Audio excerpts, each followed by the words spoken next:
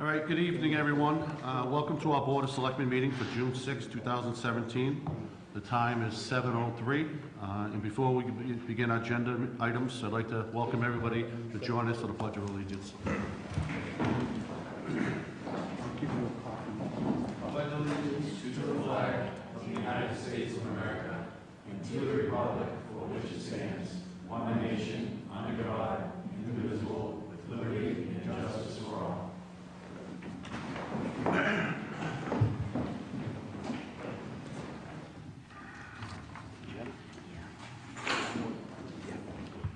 All right, the first item on our agenda is a donation to the Fire and Police Department from a Mr. and Mrs. Asselin. Do we have anybody on this? No? Want to come up, please?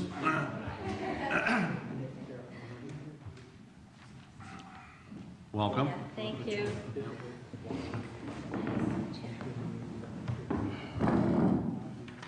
Hi there, everyone. Thank you. Okay, well, welcome. I understand you had a very successful fundraiser, and we're looking to make a donation to the Police and Fire Department. Yep, we're to donate $6,000 towards the fire and police for the town of Tewksbury here, for the guys in the back row that saved my ass last March. So, a lot of hard work on their part and good efforts and little sign of appreciation that hopefully they can put to good use. Well, I'm sure they will. Well, Yeah. On behalf of the town, I really want to thank you. That's very appreciative. I'm sure the police and fire truly appreciate that. They do that every day. I see them out there working very hard, and I'm glad everything worked out well. So, Yeah. congratulations, and thank you very much for the donation. At this time, I'll take a motion to, unless anybody has any questions, take a motion to accept the donation. So moved, Mr. Chairman. Do I have a second? Second. Okay, I have a motion and a second. All those in favor, say aye. Aye. All opposed? No? All said aye. Well, thank you very much for the donation. We truly appreciate it. Town manager, is there, what's that? Want to do a picture with them? Absolutely. Sure. Now, is there an account that specifically goes into? We'll set up a specific account for it. Okay. Well, thank you very much. Thank Yeah, you. We'll get the picture over here, over there. Yeah, can we get our fire? No, let them Be more appropriate. I think the police chief Yeah. should too. Chief Sheehan, can you open up a picture with that, so for the donation? You guys. You, not us. Who's got a camera? I got I got one right here. I got one. Can't take a picture without a photographer. Yes, please.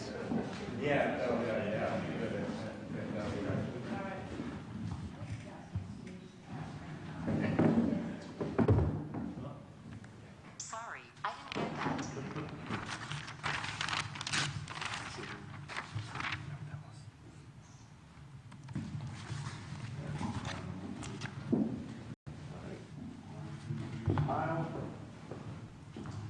Thank you. Excellent. Thank you very much.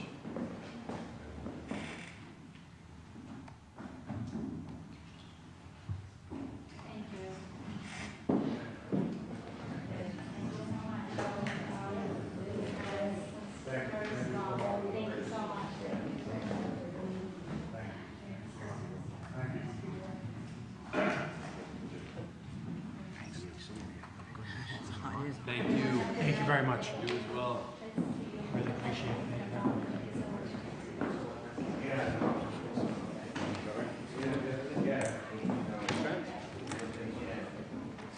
you very much.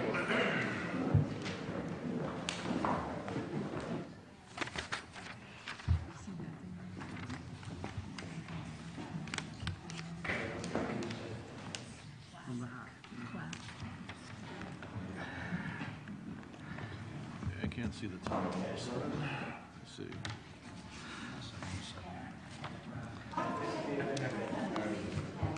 Okay, the next item on our agenda is a show cause hearing for delivery of alcohol beverage to a person under the age of 21. The first person on our agenda, I believe, is Hobart's Country Store, and they have asked for a continuance until our next meeting on June 20th. If I may interrupt, Yep. Mr. Chairman, the attorney said that the July date would be more preferable. But Okay. if that's not acceptable, then... Oh, that's the fine, June- I just gotta find what the July, our next July meeting is. I just thought it was on the next meeting. I think it's 13, Mark. Is it July 13th?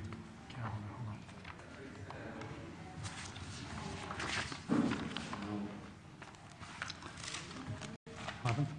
July 18th. 18. July 18th. Okay, so they're requesting a continuance to July 18th. At this time, I'll take a motion to put Hobart's on the agenda for 7:05 PM. Move, Mr. Chairman. Second, Mr. Chairman. Okay, we're gonna, motion in a second. All those in favor, please state by saying aye. Aye. Any opposed? Chair votes aye as well, so we'll schedule them for 7:05 on July 18th. Thank you very much for the assistance with that. Okay, it's 7:07, so before we get to the next hearing, let me see what we got on here. I think we're gonna skip ahead. We have a, what do we got here? We got a request number 8 for a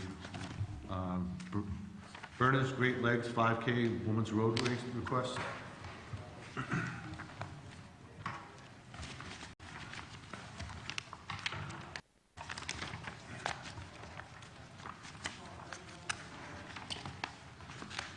Mr. Chairman, Yep. it appears that this has been approved with conditions from the police department. And I believe everything else is in order for this. Yeah, it appears this has been going on for a number of years, and how that they went to the police department and we received the notification from the police department. As long as they adhered to the rules of what they had and the stipulations that were on, they had no problems with it. And just for the record, I'd like to note that it's July 13th at 7 PM, and it ends in the city of Lowell, and has also been approved by the fire department. And with those approvals, I would recommend that we approve the 5K race as presented. Okay, I have a motion. Do I have a second? I have a second. Okay, a motion and a second. All those in favor, please state by saying aye. Aye. All those opposed? Chair votes aye as well, so it's unanimous. So vote. All right, and we got one more minute, so we'll wait 1 minute before we get ahead to that, before we get anything else. Item 12, Mr. Chairman, might be one that you could take out of order. Sure. What is it, item 12? Yeah? The Funland? Okay.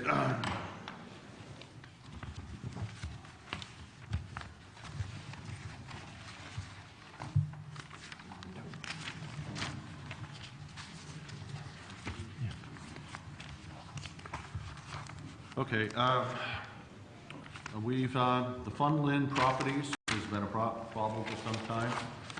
So we reached out to the town manager, reached out to the property owner on this, and the town manager has reached out to the owner, Sal Colombo, about the maintenance of the property.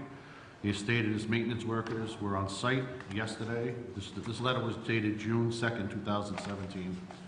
And that so they were out on June 1st, securing the building and site as well as the fencing. He stated he had conversations with the police department, including surveillance at the site. They will be looking at the site to figure out if the brush could be removed, visibility at the site. They were discussing some redevelopment on the properties, and they were looking to do some rezoning and hopefully get this property redeveloped. I know the police department has been doing some surveillance around the area. I'm hearing that teams have been getting into the locations, and so I'm glad that we reached out to the property owner. This has been a problem for a number of years, so I appreciate the town manager starting this off and the police department assisting us with this. So if we could follow up with him about, if there's any, the timetable for removing the overgrowth and the things that are happening out there, because that's been overgrown for a good 15 years, and it's time for them to start doing some maintenance up there. We'll follow up with them, and now that we have a good contact, we'll stay in touch with them. This is not the first time we've sent them a letter. I also plan to contact the owner of the former Nissan dealership to ask them to keep their property in better shape than it currently is. So we'll do that along with 38. Does anybody else on the board have any comments or questions? All right. All right, well, thank you very much. We'll move on from that. Okay, we're done with item 12. Now I think we can go back to the hearings. All right, we have a representative from White Dove Pantry.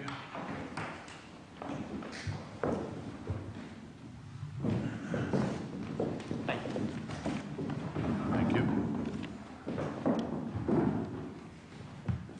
All right, good evening. My name is Mark Crabman. I'm the Chair of the Board of Selectmen, and I will preside over the hearing of St. Michael's Corporation, DBA White Dove Pantry, located at 910 Andover Street. I will read, unless you would like to waive the reading of the notice, I will read the notice of the violation to it. Whatever you like. It's up to you, sir. You can waive it. You waive it? Yeah. Okay. All right, then these are the following procedures that we're gonna go through. Each party has the right to be represented by the person of his or her choice. No person shall address the board unless recognized by the chair. Each party will have the opportunity to present facts orally or to submit documents. The rules of evidence observed by the courts will not be observed. Only evidence introduced at this hearing and made part of the record shall be considered by the board in making a decision. Any person who wishes to speak will be recognized, rise and address the chair, and give his or her name and address as we proceed. Could you give your name and... My name is Meg D. Faltaus. I'm the owner for White Dove Pantry. Okay, could you... well, we have the name on the record, right? Okay, okay. And your name? I'm Michael Faltaus, and I'm his son. Okay. Okay. I understand that we have a stipulation of the facts that you've signed to a stipulation of facts that this has the test? Okay. All right, so we have they signed a document stipulating to the facts that that they have, that there was a violation of Chapter 138, Section 34. At this time, I'm going to ask for a formal motion by the board that there was a violation. I'm going to make the motion, actually, that there was a violation of Chapter 138, Section 34, which occurred at this property. Do I have a second to that? Second, Mr. Chairman. Any, all those in favor, state aye. Aye. Any opposed? No? Okay. Okay, at this point, we're going to go to the penalty phase of this. At this time, I'm going to ask the police chief if he could come up and speak on the matter.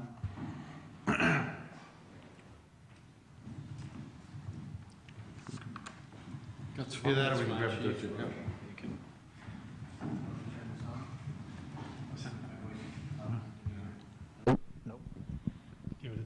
Give it to them. Hello? Okay. Yep. Good evening. Thank you for allowing me to be here tonight, Chairman Crapman and the rest of the Board of Selectmen. I stand here representing the Tewksbury Police Department in this matter. With respect, I'm assuming that you're looking for my recommendation associated with the violation of the underage sale of alcohol here at the White Dove Pantry. As your police chief, I stand before you and recommend that the stiffest penalty associated with this, which is a 7-day suspension of their license, be the penalty that is levied in this particular situation for a number of facts, the least of which is early January we sent letters to every licensee in town asking them to partner with us to keep alcohol out of the hands of our most vulnerable population, obviously the underage crowd. And every one of those was hand-served on January 10th, including the White Dove Pantry, asking them to partner with us to check IDs to keep the hands out of those that were keep liquor out of the hands of those that were underage. As you well know, in October of last year, we lost one of our young at an underage drinking party, and since that time frame, we've showed up at a number of parties where there has been alcohol and underage drinking ongoing that has been somehow has found its way into the hands of vulnerable teens. So the department has taken a stance here that that after sending letters out and conducting compliance checks, that we'd like to see the stiffest penalty associated with this to protect the people that you've asked us to protect, the most vulnerable population that we serve here. Okay. Thank you, Chief. This time, Okay, we own the business for 10 years, and we own the beer and wine license for 9 years. We've been have clean records. We never have any citation to any alcohol or cigarettes or anything else like that. We've been working hard, my wife and me and my kids in the store, to keep the store nice and clean and full, and to help service the customers all the time, even with outside business. If you need any help for anything, we help the customer. We never have any problem. And my employee was at like 10 o'clock at night. He was like busy cleaning the store, finishing the store, and he make a mistake. We know we did a mistake.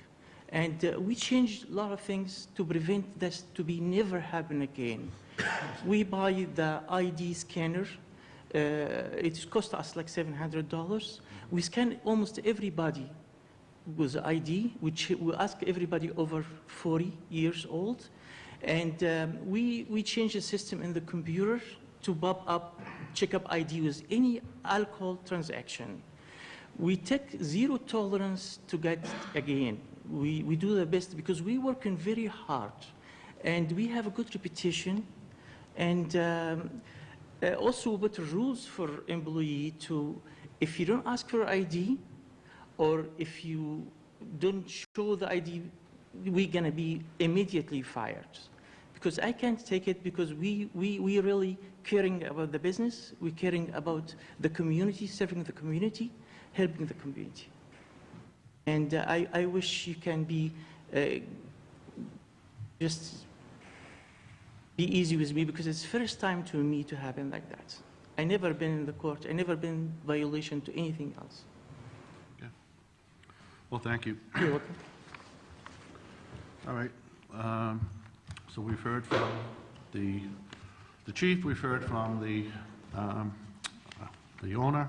At this time, I'm going to close the hearing on this and turn it over to the board for recommendations or conversations or any motions for the penalty phase. I have a question. Yeah, I'm sorry. Who would you like to ask? I'm sorry. I should have asked if there were any questions to ask the things. Go right ahead. So the incident occurred on March 7th of this year. When did you implement the ID scanner? We bought it right after it happened. After we found out that this happened, we bought the scanner. After the incident, right away. How long has it been operational for? Since like the middle of March or like early April. We bought it and then we set it up. Okay. Do you have any more questions? Any other questions on the board? Okay, and at that time, I'll ask for a motion to close the hearing. So moved. Second. Okay. At this time, I will listen to any motions made from the board on the penalty phase of this. Mr. Chairman, I'll offer a motion. First and foremost, let me just state that I take this particular issue in general extremely seriously. As the chief indicated, we've had some experiences here in town that bring to the forefront the severity of anyone serving alcohol to minors in any situation. So this is not something to take lightly. We have a broad range for a first offense under the town's rules, ranging from a warning all the way up to, as the chief recommended, a 7-day suspension. Having listened to Mr. Faltuos, is that correct? Yes, correct. I do give some credence to the fact that he chose to stipulate the facts. I think that, in my opinion, warrants some consideration, and also that they've taken some steps subsequent to this violation to remedy any future potential. So I consider that with respect to the penalty. So I will offer a motion after having him stipulate and take some proactive steps to avoid this in the future. And my motion will be to suspend the license for a period of 3 days. Okay. We have a motion to suspend the license for 3 days. Do I have a second on that motion? I have a question for council.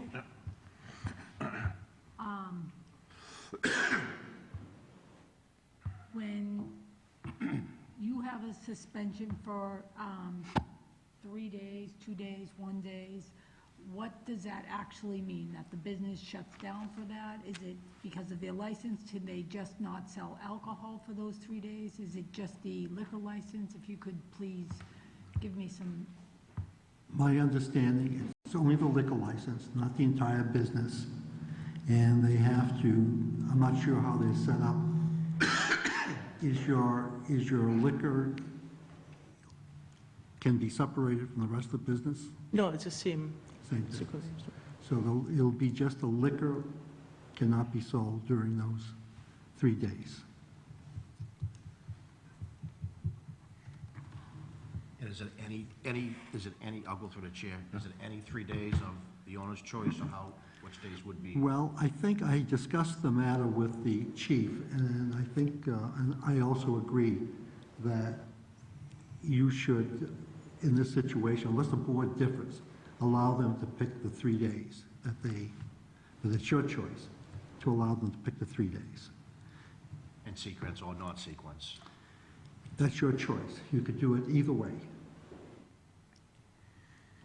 So we'd have to make a motion for 3 days, and it would have to be stipulated what the 3 days were within a time period. Exactly. I would suggest if you're going to do it in sequence, in other words, all in 1 week, just ask them what 3 days they want that week. If you want them to, or allow them to have it in different weeks, to specify the days that they will give up their license on those days. Mr. Chairman? Yes. I just have a couple other questions, if you don't mind. Nope.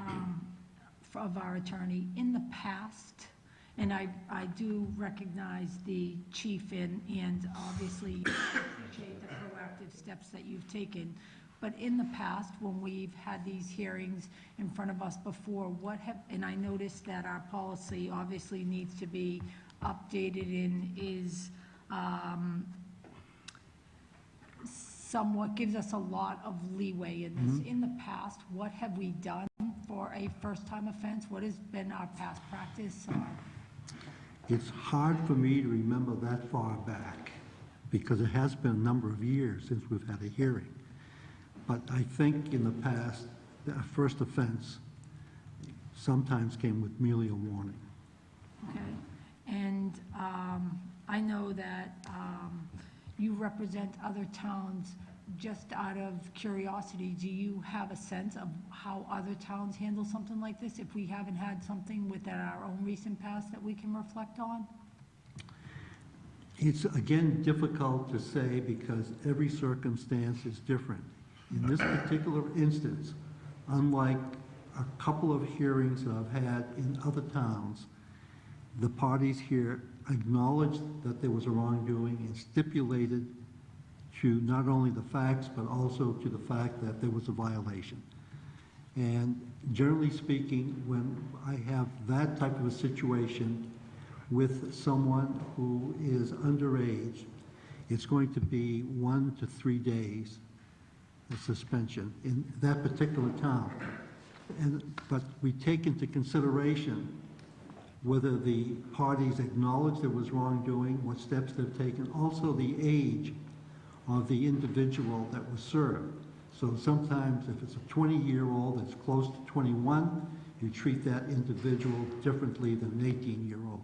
In this particular case, the person was 18 years of age, who was the sting operator. Thank you.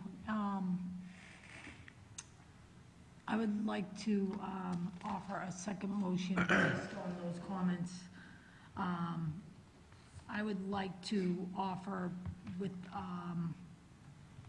I appreciate that 3 days, but quite honestly, I would prefer to see a 1 day. I mean, I would think 3 days on a Monday, Tuesday, Wednesday would have not as much impact as a 1 day on a, say, a Friday or a Saturday. So I don't know, can we stipulate a day? I know that you said that we recommend, but. No, you can stipulate the day. It's your decision as to what day. They can make a request, but you ultimately make the decision as to which day is to be served, or days to be served. Do you have a preference to your days, or? I've made a motion. Okay, yeah, well, at this point, we have a motion on the floor for a 3-day suspension. Okay. And at this time, I'm Thank you. going to listen to see if there's a second to that motion. Do I have a second to that motion? All right, seeing none, I will then listen to if there's a second motion to this matter. I would like to make a motion for a 1-day suspension of the liquor license for White Dove on a Saturday. I think in the past, through the attorney, if there's a suspension, is there a, when they get a suspension, is there a, I think there's a time period. There's a time period for them to appeal, and generally speaking, what I suggest is that if, and I don't think they're going to appeal this particular issue, if there was going to be an appeal, we would put that suspension after the appeal period, rather than. But the question is also, while they're on suspension, is there a probation period for them during this time? Like if there's a second offense during a certain amount of time on this thing, is there a time frame? Like I thought I saw something where there's like a 2-year period if there's a second offense during a certain period. If there is under your guidelines right now, if within a 2-year period there's another offense, then you go to the second offense guidelines. Okay. All right, so I have a motion for a 1-day suspension. Do I have a second to that motion? I will make a second to that motion. Okay, so I have a motion and a second. All those in favor, please state by saying aye. Aye. Aye. Any opposed? Opposed. All right, well, that motion passes 3-2. So at this point, we're going to have a 1-day suspension for and the date. Can we stipulate the date of what is, do we ask? Do you care, if I might, Mr. Chairman, do you care which Saturday it is? You don't plan to take an appeal, do you? We can, whatever you can take it as Saturday. So, do you have to be Saturday, or we can do it? The motion said Saturday. once? Okay. Can do it like, any said next Saturday is fine. Okay. Next Saturday would be what date? Look at my calendar right here. Next Saturday would be the 17th? The 17th? Yeah, This coming Saturday is the Saturday. 10th. You want it the 10th or the 17th? 10th is fine. The 10th, okay.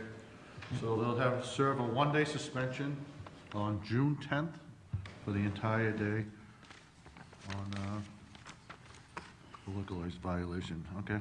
Chief, if I might, Mr. Chairman, Yep. does your department usually pick up the license, or do they just deliver it to, it's going to be a Saturday?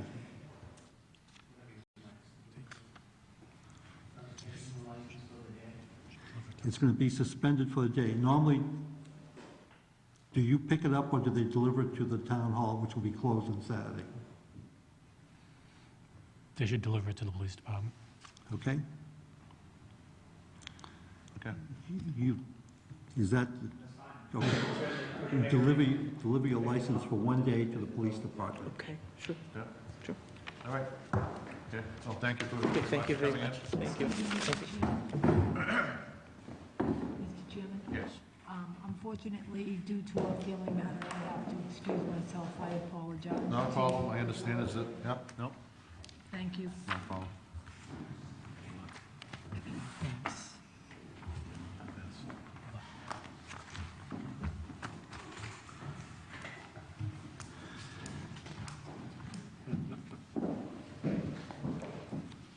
Okay, at this time, I'm going to call the Meek family, Chopsticks Restaurant, if they could come to the...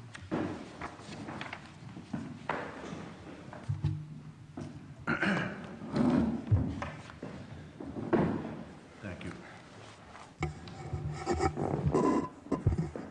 Good evening, Mr. Chairman, members of the board. For the record, my name is David Plunkett, representing the Mead family. The Mead family is here. Have Wo-Me, Chow-Me, and Ru-Me, all family members, mother, father, and son. They're sitting in the audience right now. Okay. All right, so I'm going to read through the basics again. I'm the chairman of the Board of Selectmen. I'll preside over the hearing. Each party has the right to be represented by its choice of representative. No person shall address the board without recognized by the board. Let's see.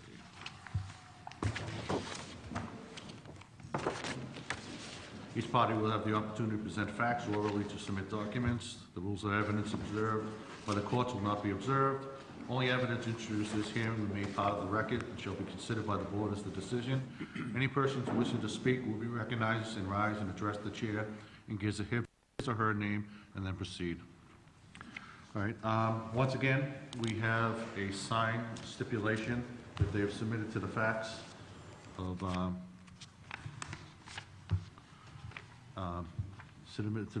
this violation. And so at this time, I present a motion that there's been a violation of Chapter 138, Section 34 that has occurred at this location. Do I have a second to that? Second. Okay, we have a motion and a second. All those in favor, please state by saying aye. Aye.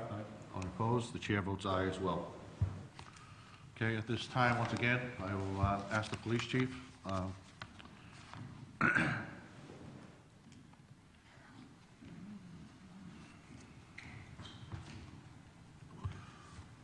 Good evening again. With respect to this particular matter, police department is here. On behalf of the police department, I'm here to recommend that in this particular instance, relative to Chopsticks being charged with 4 independent violations of 138-34 for having 4 minors that were under the age of 21 in their bar service area that had been served alcohol, I'd be recommending that each of those violations be treated as a separate violation and that Chopsticks suffer the consequences, the stiffest consequence associated with each of those violations, which will be a 28-day suspension. And I would like you to take into consideration that information had been received on the night prior from the police department that a female was inside there being served. Her mother had picked her up and had to take her immediately from that location to the emergency room where she received treatment for alcohol poisoning, which brought us into that establishment that night, found 8 individuals that were under the age of 21 in the bar service area, with 4 of them with a drink in front of them. So this situation being much more significant than the prior situation, we'd be recommending on behalf of the police department, I would be recommending on behalf of the people that we serve, that the stiffest consequences associated with the guidelines that were put forward by the selectmen be the penalty that is assessed at this matter, 28-day suspension. All right. Thank you, Chief. Thank you, Mr. Chairman. Just to make a point of order that, we stipulated to the police report that was attached to the stipulation, and that did not include this information about an incident the day before, and there are, I don't want to get into a factual discussion about that, but that wasn't part of the police report or what was stipulated to here tonight. But getting to the heart of the matter, this is a situation where my clients accept and understand the severity of the situation, that this is their first violation, and, from their perspective, once is too much. Taking steps to address, protocols that will be implemented to make certain that it never happens again. There has been a purchase of the mobile scanner ID Visor Z22, which was a significant cost to them. It will be arriving tomorrow and implemented tomorrow, that they'll be scanning all the IDs at that point in time. The two bartenders, the family has run this business for 14 years in the town of Tewksbury. They've been very good citizens of the town of Tewksbury in terms of business citizens, and they're well-known, and they've never had a problem before. Their liquor license, they're going on to 6 years with the liquor license, and this is their first violation. Chow, the son, has tip certified, and Wu, father, is going to be completing the tip certification in the next day or so. So the two bartenders will be tip certified. We have the scanner. We've had discussion. The family came to me concerned to see what they can do to make certain that, this doesn't happen again. Other protocols that they've adopted and going to address is, the issue of monitoring, make certain that if someone orders a drink who is of age and they leave, or if there are other patrons there, that once that person who is of age leaves, that drink is immediately retrieved and taken out of the area where the general public is. And we think that is a situation that may have led to the situation that arrived, that we're dealing with here tonight. Part of the scenario, and again, we're not trying to minimize anything, but to give some indication of what was involved here. I believe all four of the patrons involved were age 20, with two of the patrons to be turning age 21 within this year, and I just looking at the police report that there was a breathalyzer taken on one of them, and it blew a 0.000, I believe that was in the police report. So, and that's what we, that's the factual matter that's here stipulated before the board. So, we have a situation where we have a business been established for many years. We have a liquor license going to 6 years. This is the first violation. The family recognizes it, accepts their responsibility, have taken immediate steps to try to address these issues that may have led to this scenario.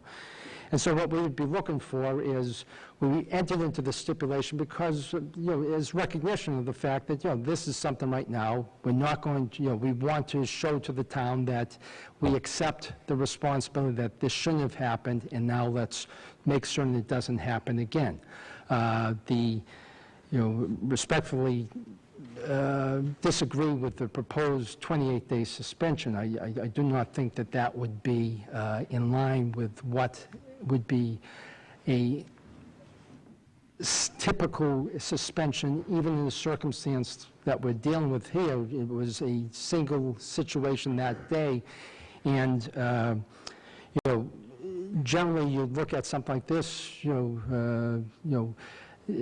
just looking through the ABCC, in terms of what they have done in past in situations like this, it's very often with first violations, that there's a warning, and then 1 to 3, or if there's more than the 3-day, that sometimes they'll hold the other days in abeyance, so that, it's something that's there, and if there's another occurrence, then, that could be levied against them as failure to recognize and make certain that the protocols that you put in place have to work to be certain that this doesn't happen again. So, it's a situation that I know, again, what the last determination was, and, even accepting the fact that, okay, this is a situation that may have more ramifications to it because of the, the number of parties that were there at the time, but trying to think of something that would be more reasonable. And I would say if we could have some sort of situation where a 3-day, or if we went 3 but no more than 7, and then hold any of those days over 3 in abeyance. And then, if we could have the service of the days start on a Sunday through Wednesday, I think that would be a fair and reasonable resolution of this matter. And, again, we're here as a stipulation because we want to show that we understand, recognize, and we're taking steps to make certain it doesn't happen again. All right, at this time, I'll listen to any questions by the board. Mr. Chairman, can I just make a statement as well? I'm sorry. But, I just want to clarify a point that the individuals that were arrested that evening for violations of 138-34 were 19, 19, 20, and 20. And the drinks that were in front of the individuals, they had, in the police report as indicated, they had gotten, they weren't left over from someone that had gotten up off on the seats before them. The matter was discussed with the individuals who did not have IDs and were able to obtain, I believe, 2 Mai Tais, a Tequila Sunrise, and a Bud Light from the bartender at those ages. Okay. Those are the facts so reported in the report. Thank you, Chief. All right, at this time. Thank you, Mr. Chairman. I appreciate your overview and assessment, Mr. Plunk, but I think your bargaining power here is very weak. This violation dwarfs what we just heard earlier, and I thought 1-day suspension was too short for the first one that came before us. This involved 4 individuals, as the chief said, and one of them had potentially alcohol poisoning and possibly could have been in serious trouble just from leaving that area. It's your responsibility to follow the law and to be recognized when people are drinking at the bar. You mentioned tips training. I can't see where there was any tips training that was part of this equation. I can't understand how people can drink for a period of time and nobody is serving the drinks can recognize what's going on and stop it as it's taking place. I think this board should not show any leniency toward this issue as they did with the first issue. So my recommendation and my motion would be to back what the chief said for a 28-day suspension. I'll make that in the form of a motion. I have further discussion? Yep, absolutely. Through the chair. So, just to understand the operations of the bar, do they have designated bartenders, designated cooks, designated hostess? I want to understand the operation of the bar. The cooks are, the food preparation area is in the back, so the cook is in the back of the restaurant, not in the public area. The bar is in the front, and the bartender is at the bar for the service of the alcohol. Do they have designated bartenders? Yes, there's either Wu Mei is bartender, or his son Chow is the bartender. To Mr. Gage's point, even though this was the first offense, there was absolutely gross negligence involved here. Well, just again, if we could get clarification, the incident that we're talking about was, again, we didn't stipulate to that fact. We stipulated to the police report, and that was, that was not the night of question. So there. That being aside, Yeah. still serving underage. Yeah. Say we. Even if they were 18, 19, or 20, the Yeah. facts are the facts. No, that's understood. Do I have any more comments? Okay, at this time, I will make ask for a motion to close the hearing. Make that motion, Mr. Chairman. Second? Second. Okay, at this time, I believe we have a motion on the board for a suspension of, what was it? 28 days is as the chief recommended. 28 days. Do I have a second to that motion? Mr. Chairman, as a courtesy to my colleague, I will second the motion. I'm not going to vote for it, but I believe he's entitled, as a courtesy, to have his motion heard. Okay. All right. So we have a motion and a second to a 28-day suspension. All those in favor, please state by saying aye. Aye. Those opposed? Opposed. opposed. Yep, and I'm opposed to it also. So we have a tie on that. All right, at this time, I'll listen to any second motions to that. Yep, Mr. Chairman, I'm going to offer a motion. In my opinion, this is as egregious as described by Mr. Gay, but I wanted to treat this as a single occurrence, not as the chief described, with due respect to him and his view of 4 separate and distinct incidents. So my motion would be that there be a 7-day suspension, which is the maximum on an occurrence. Okay. So I have a motion for a 7-day suspension. Do I have a second to that? I will second that motion. So we have a 7-day suspension and a second. All those in favor, please state by saying aye. Aye. Aye. Okay, those opposed? Opposed? All right, so we have a motion, so that does not pass. All right, do I have a third motion? I will make a motion for a 14-day suspension. I have a motion for a 14-day suspension. Do I have a second to that? I'll second that reluctantly. All right, so I have a motion to a 14-day suspension. So all those in favor, please state by saying aye. Aye. The chair votes aye as well. So we have that'll be unanimous. So at this point, we'll have a 14-day suspension to the license on this establishment. George, counsel, for the 14-day suspension, would we have to ask for, would it be consecutive, or could we just ask for a 2-week period, or? That's your decision. Okay. You can have it all running together, Yep. or you can segregate it by week. And it's up to you to, once again, appeal to the ABC if you choose to. But if not, if you have a time frame for a 2-week period that you would like to make a recommendation? If it could be over a period of Sunday through Wednesday for a period of multiple weeks, so that would be, that's 4, 8, 12, 3.5 weeks. So over, 7 days a week? yes. If I might, Mr. Chairman, Yep. to the council, do you plan to appeal this? You need that appeal period?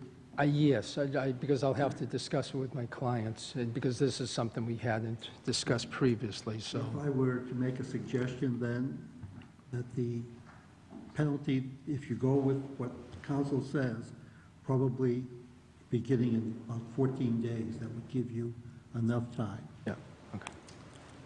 Do you follow me on that, Mr. Chair? So what was that? I'm sorry. In other words, they haven't decided whether or not to take an appeal. Yep.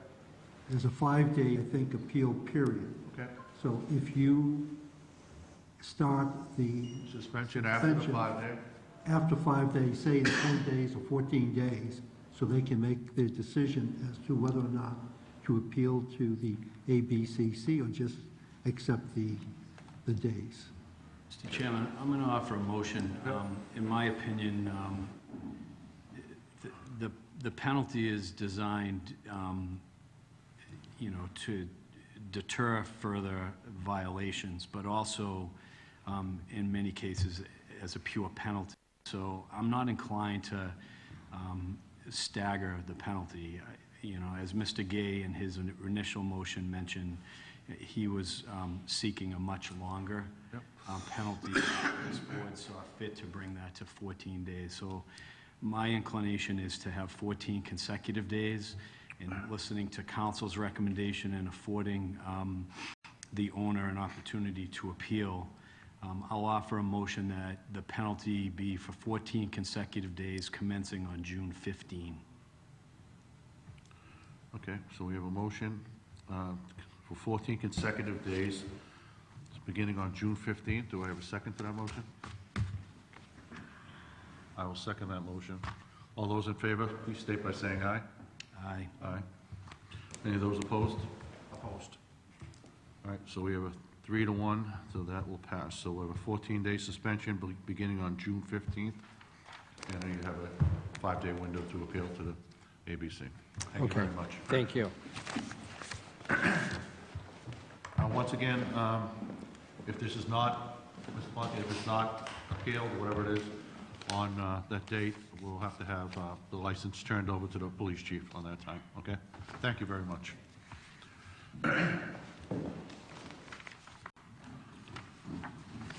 Okay. All right, the next agenda item is Route 38 Liquors, DBA Smitty Liquors. Excuse me.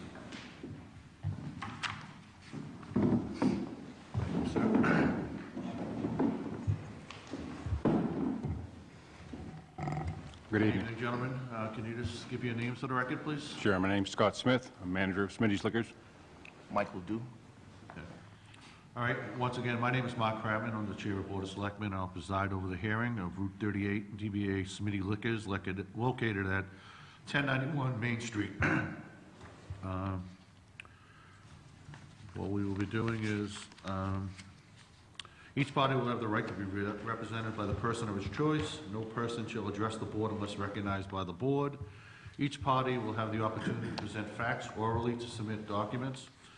The rules of evidence observed by the courts will not be observed. Only evidence at the hearing will be part of the record, shall be considered by the board at the decision. Any person who wishes to speak will be recognized, rise and address the chair, give his or her name for the proceedings. Once again, we have a agreement that a violation has happened. So at this time, I'm going to make a motion that there has been a violation of Chapter 138, Section 24, that has occurred at this location. Do I have a second? Second. I have a motion and a second. Do I have, all those in favor, please state by saying aye. Aye. All opposed, the chair votes aye as well. Okay. Once again, Chief, if you can come up, please.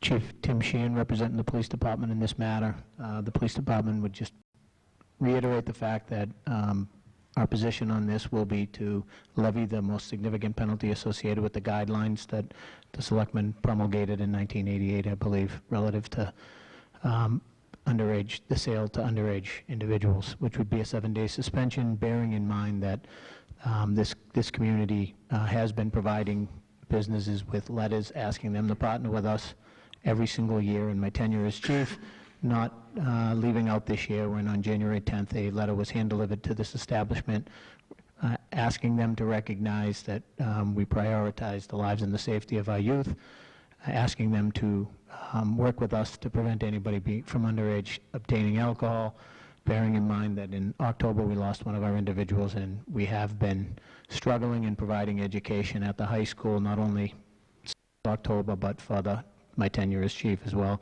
and finding that this is a very serious matter. We would be interested in seeing the most significant penalty associated with this, which would be a 7-day suspension of the liquor license. Thank you, Chief. Sir? Yes, sir, I understand where the chief's coming from. We at Smitty's are embarrassed to be here. Any failing on the IDs is just unacceptable. We have to be right 100% of the time, and we missed it, and we're responsible. And we let down ourselves, and we let down the community, and for that, we're sorry. We have implemented some programs to try to reverse the effect. We're implementing programs where, with signage and memos on shift changes, people are reminded constantly. There's all kinds of signage around the store now as far as keeping on your mind how valid ID is so important. We're also putting in a software program that is a testing system that shows IDs, and the clerks can look at it and they can test themselves to get them more familiar and comfortable with IDs. And we're also going to be re-enrolling everybody in the TIPS program. But as I said, we take full responsibility. Okay. Do I have any questions on the board? Thank you, Mr. Chairman. I'll direct this question to the chief. This wasn't a fake ID, it's just somebody didn't ask for an ID. That's correct. So the mention of any ID scanners or the purchase of new ID scanners seems like a logical idea for somebody to process IDs and make sure that they're not fraudulent. But if you don't ask for IDs, then that isn't going to help you none at all. Right, so I'll make For instance, no ID was asked of this individual. That's right. That's significant to me. I've heard this second time about an ID scanner. If you haven't asked for an ID, the ID scanner doesn't come into this equation. I've worked a number of years in liquor stores, including Oakdale Liquors. There's no gray area. Your job as a clerk is to ask for an ID, that's it. People go into the TD Garden, they ask adults, people of my age, for an ID. This is as clear as can be. You have an establishment that sells liquor. This is a life or death decision when you make a bad decision, which the chief has just talked about. My opinion, and I have no leniency in this area at all, is to go by the chief's recommendation of a 7-day suspension. So I would make that in the form of a motion. All right. I have a motion for a 7-day suspension. Do I have a second? Question? Is this the first offense for the client?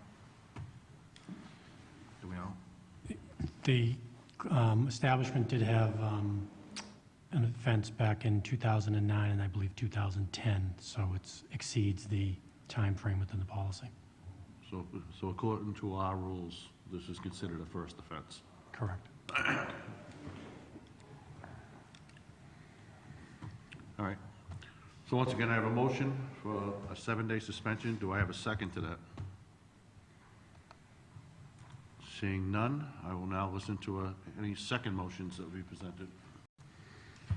Mr. Chairman, I'm going to go back to my original motion on the very first hearing. I've heard Mr. Smith indicate his remorse and acceptance of responsibility. He also stipulated to the facts, and I'm going to make a motion to suspend the license for a period of 3 days. All right, I have a motion for a 3-day suspension. Do I have a second to that? I'll second that.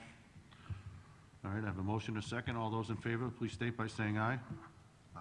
Aye. Those opposed? Opposed? Opposed. So, okay. Do we have a third motion to this? Okay, well, I will make a motion.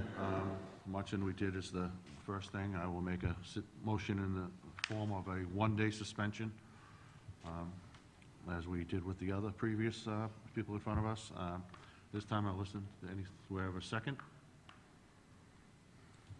I will second a 1-day suspension. All right, I have a motion and a second. Those in favor, please state by saying aye. Aye. Aye.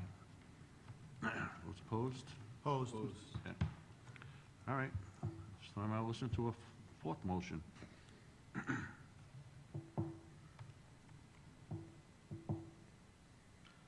I'll make a motion for a 5-day suspension. All right, we have a motion for a 5-day suspension. Do I have a second? Seeing none, I will listen to a fifth motion. Do we have any other motions in front of us? Mr. Chairman, I'm going to offer a motion that the license be suspended for a period of 3 days with a 1-day suspension and 2 days held in abeyance for the period of 1 year. And in that 1-year period, if there's another violation, those 2 days be tacked on to any additional penalty subscribed to by the board. So I have a motion for a 1-day suspension with the 2-day add-on if there is any second violation to that. Do I have a second to that motion? I'll second the motion. Could I interrupt one moment? Was your motion for 3 days with 2 held in abeyance? Yes, 2 held in abeyance. 1 plus 2 for a total of 3. That's right. So 3-day suspension. Right. 1 day to 1 be day, served, correct. 2 to be held in abeyance. Correct. Yep. And just for clarification, is that a 2-year? He I said 1 1 year. 1 year, okay, thank you. All right, so I have a motion and a second. All those in favor, please state by saying aye. Aye. Aye. All those opposed? Opposed. All right, so it passes 3-1. So we will have a 3-day suspension. 1 will be served, 2 will be put paid, unless there's another violation within a 1-year period. Mr. Chairman, I'm going to Yes. make a motion that that suspension, the 1-day suspension, be effective on Saturday, June 10.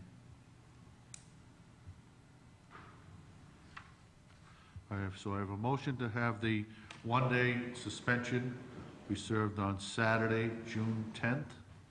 Do I have a second to that? I will second that motion. All those in favor, please state by saying aye. Aye. Aye. All right, so the motion passes 3-1. Those opposed? I'm opposed, thank you. Okay. Those opposed, so the motion passes 3-1. All right, so you're gonna have a one-day suspension, 2 waiting. If there's another violation within that 1-year period, the other 2 will take place, and then we'll also have another hearing to see what is going on. At that time, for Saturday, June 1st, you're gonna have to reach out to the police department and turn over the license for that 1 day. Okay? If you choose to appeal to the ABC, that's up to you at that point, okay? All right? Thank you.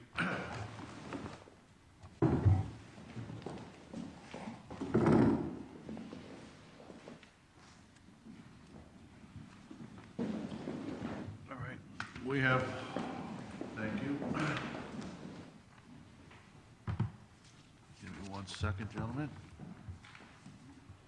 Voting in order.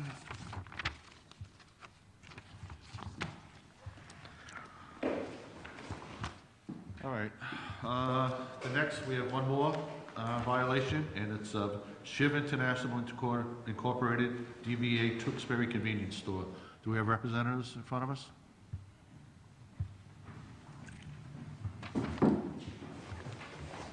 If you would, please state your name for the record. My name is Suresh Patel. All right. Excuse me once again. All right, as I stated before, my name is Mark Kratman. I'm the Chair of Board of Selectmen.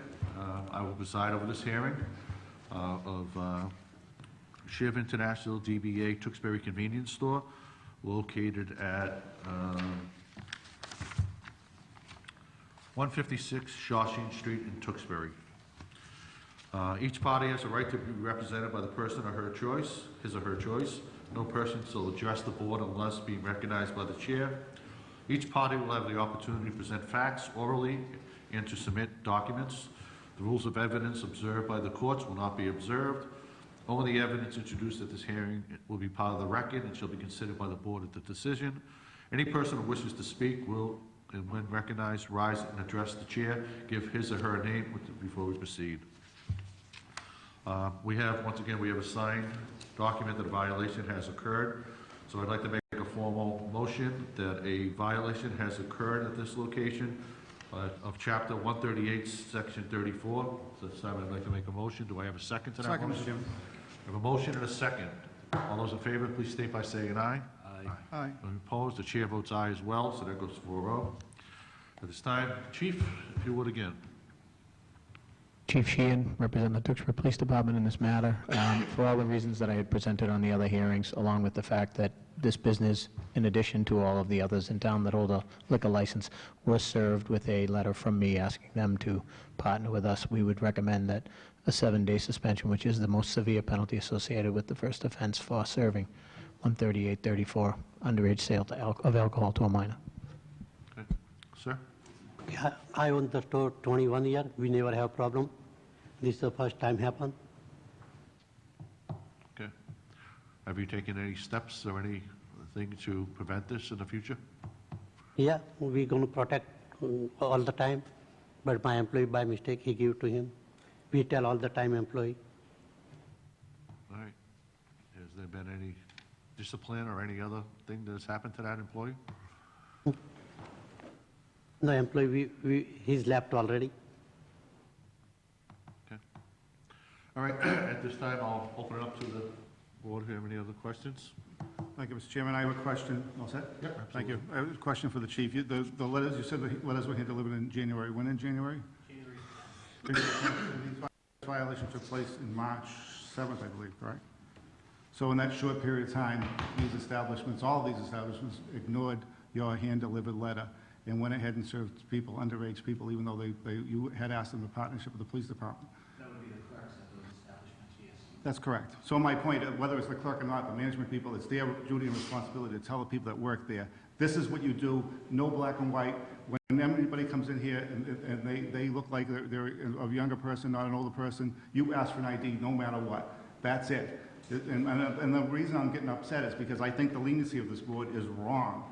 And it's, as a citizen and a person that has had a younger person who grew up in this community, I would be very upset, very, beside myself, if my son went in there and was served underage and got in an accident with his friends and was seriously hurt or somebody got killed because of the negligence in the people that would do this job, the clerks, the management, whoever was the people running the store, decided to ignore their duty and their responsibility to make sure that person is of age to buy alcohol.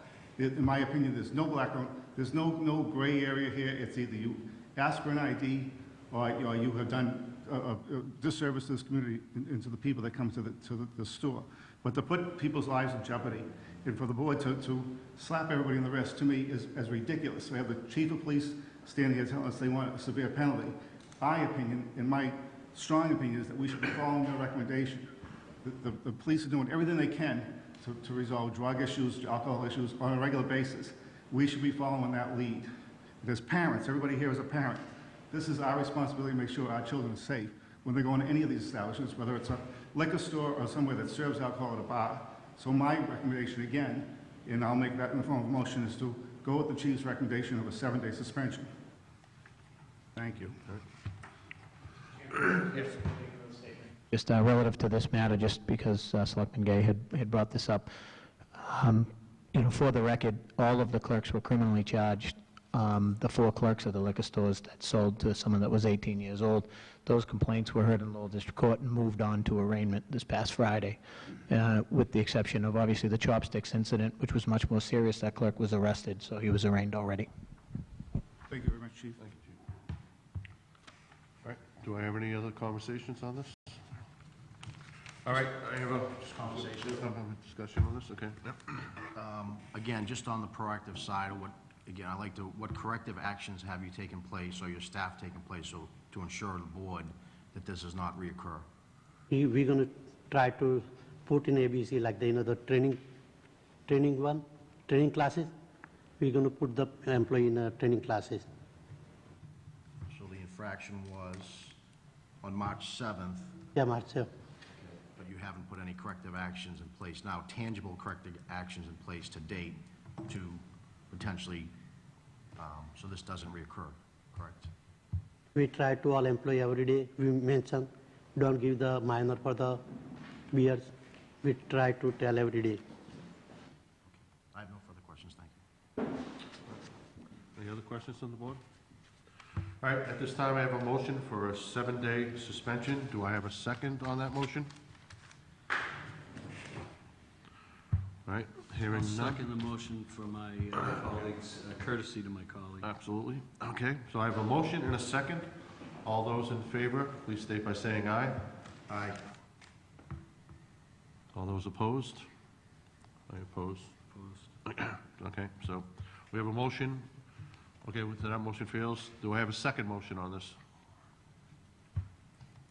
Mr. Chairman, I'll offer a motion again for a 3-day suspension.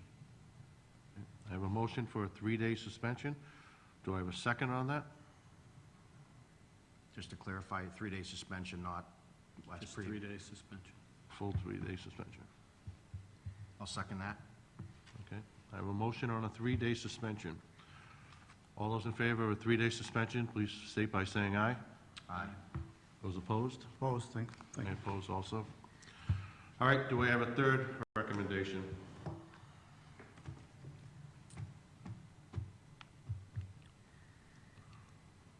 All right, well, I will make a motion as we did in the last case, where we have a 3-day suspension with a 1-day violation and second that we'll put a bay if there's a second violation in a year. I'll make that motion. Do I have a second? I'll second that, Mr. Chairman. All right, so I have a motion and a second. All those in favor, state by saying aye. Aye. Aye. Those opposed? Opposed. All right, so that motion once again passes 3-1. Do I have a motion on a date on this? Mr. Chairman, I'll offer a motion to have the suspension for the 1-day piece of the 3 days be effective on Saturday, June 10, Okay, I have a 2017. Yep, I have a motion for the 1-day suspension and the 2-day abate to be served on Saturday, June 10th. All those in favor, please state by saying aye. Aye. Those opposed? No opposed. All right, so, so you're going to have a one-day suspension. At that time, you have to turn over your license to the police chief. If you choose to appeal to the ABC, you have that right to. But until that time, you have a one-day suspension. June 10th. You have a one-day suspension with a two-day abatement. If there's another violation during that one-year period, you'll be serving the three-day violation, and you will also be back in front of us for additional violations that may have occurred. Okay? The 2 days will automatically kick in. Okay, thank you. All right. Do you understand that, Mr. Patel?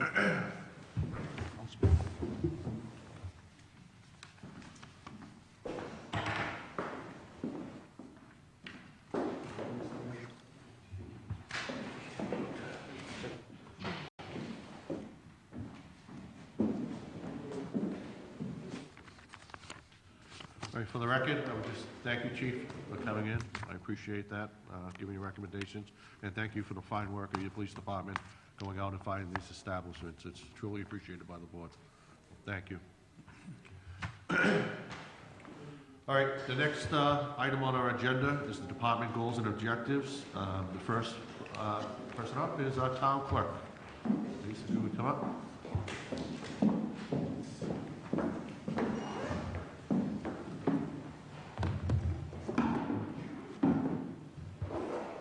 Welcome. So I'd like to start by saying thank you, not only for the opportunity each year to present my goals and objectives to you, but also for providing the support necessary to accomplish them. When thinking about my goals for fiscal year 18, I decided to look back at previous year's goals to determine what we've accomplished as well as those left unmet. I'm happy to report that with your support, the support of our town manager, Richard Montori, department heads, and of course my awesome and amazing team, we have certainly accomplished a lot over the past few years. It is also evident that there is still a lot of work left to do. What I'm trying to convey is my fiscal year 18 goals could be considered a plate of leftovers, those that for one reason or another have yet to be accomplished. Goal number 1 is to continue to develop and administer our document management plan. Now that we have transitioned back to our newly renovated town hall, complete with climate-controlled and fire-safe vaults, my focus will be to follow through with our document management plan. Last week, we had over 500 boxes that were being stored at Iron Mountain during the town hall renovation delivered back to us. Our first order of business is to incorporate those records into our collection and facilitate accessibility. Good news is we'll be getting some help. I have applied for and received notification that we will once again be receiving training and assistance from the State Roving Archivist Program to properly process the collections and create finding aids.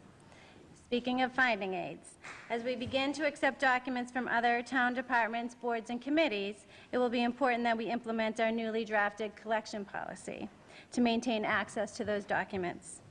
We'll also begin an environmental monitoring program to assess the HVAC system to ensure that it supports the long-term viability of our collections. Goal number 2 is to investigate options and implement a plan to accept online requests and payments for dog licenses.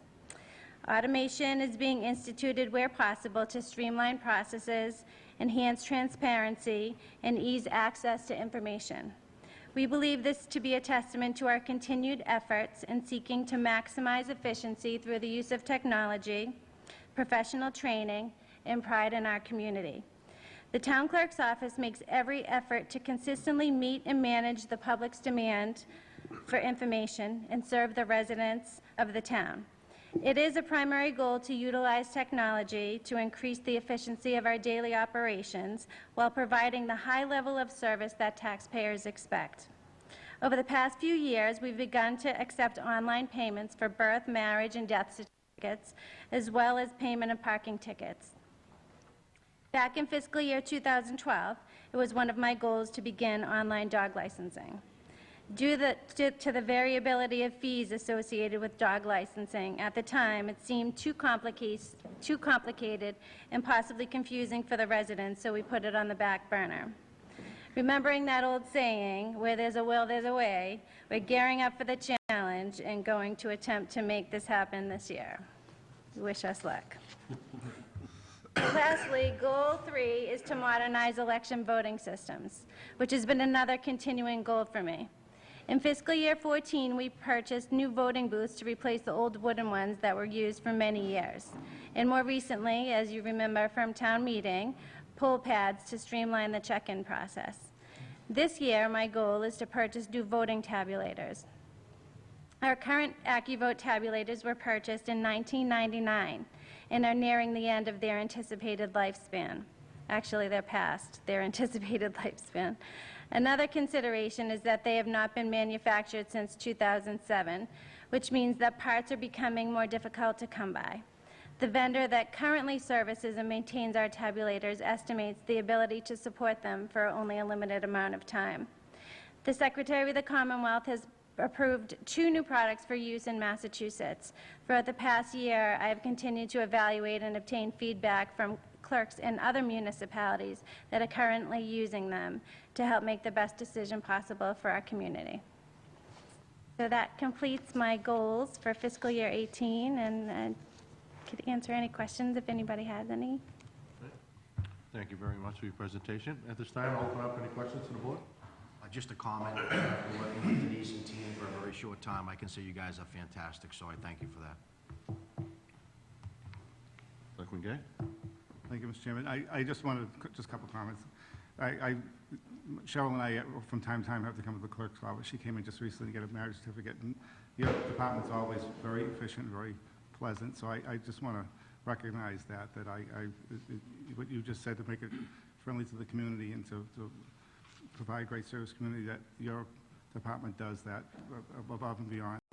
And I tell everybody how easy and pleasant it is to come to the clerk's office, and you do a great job as Thank the you. town clerk, Denise. We really appreciate that. And we enjoy coming to work every day, and that makes a huge difference. And I think that shows in the service that we provide to our residents. And we really do want to do the best that we possibly can for our community. Well, you achieved that 100%, so you do a great job. Thank you. Thank you. Mr. Johnson, any comments? No comments. Second all that has been said. Yep. No, and once again, the online, the early voting, I thought that was very challenging to you. I think you did an extraordinary job with the first time doing that. I was very pleasantly surprised to see the numbers as I came in here for a number of meetings, how many people were standing in the hallways coming in with the first early voting. I know there was some confusing with the next election, people thinking that they could do the early voting.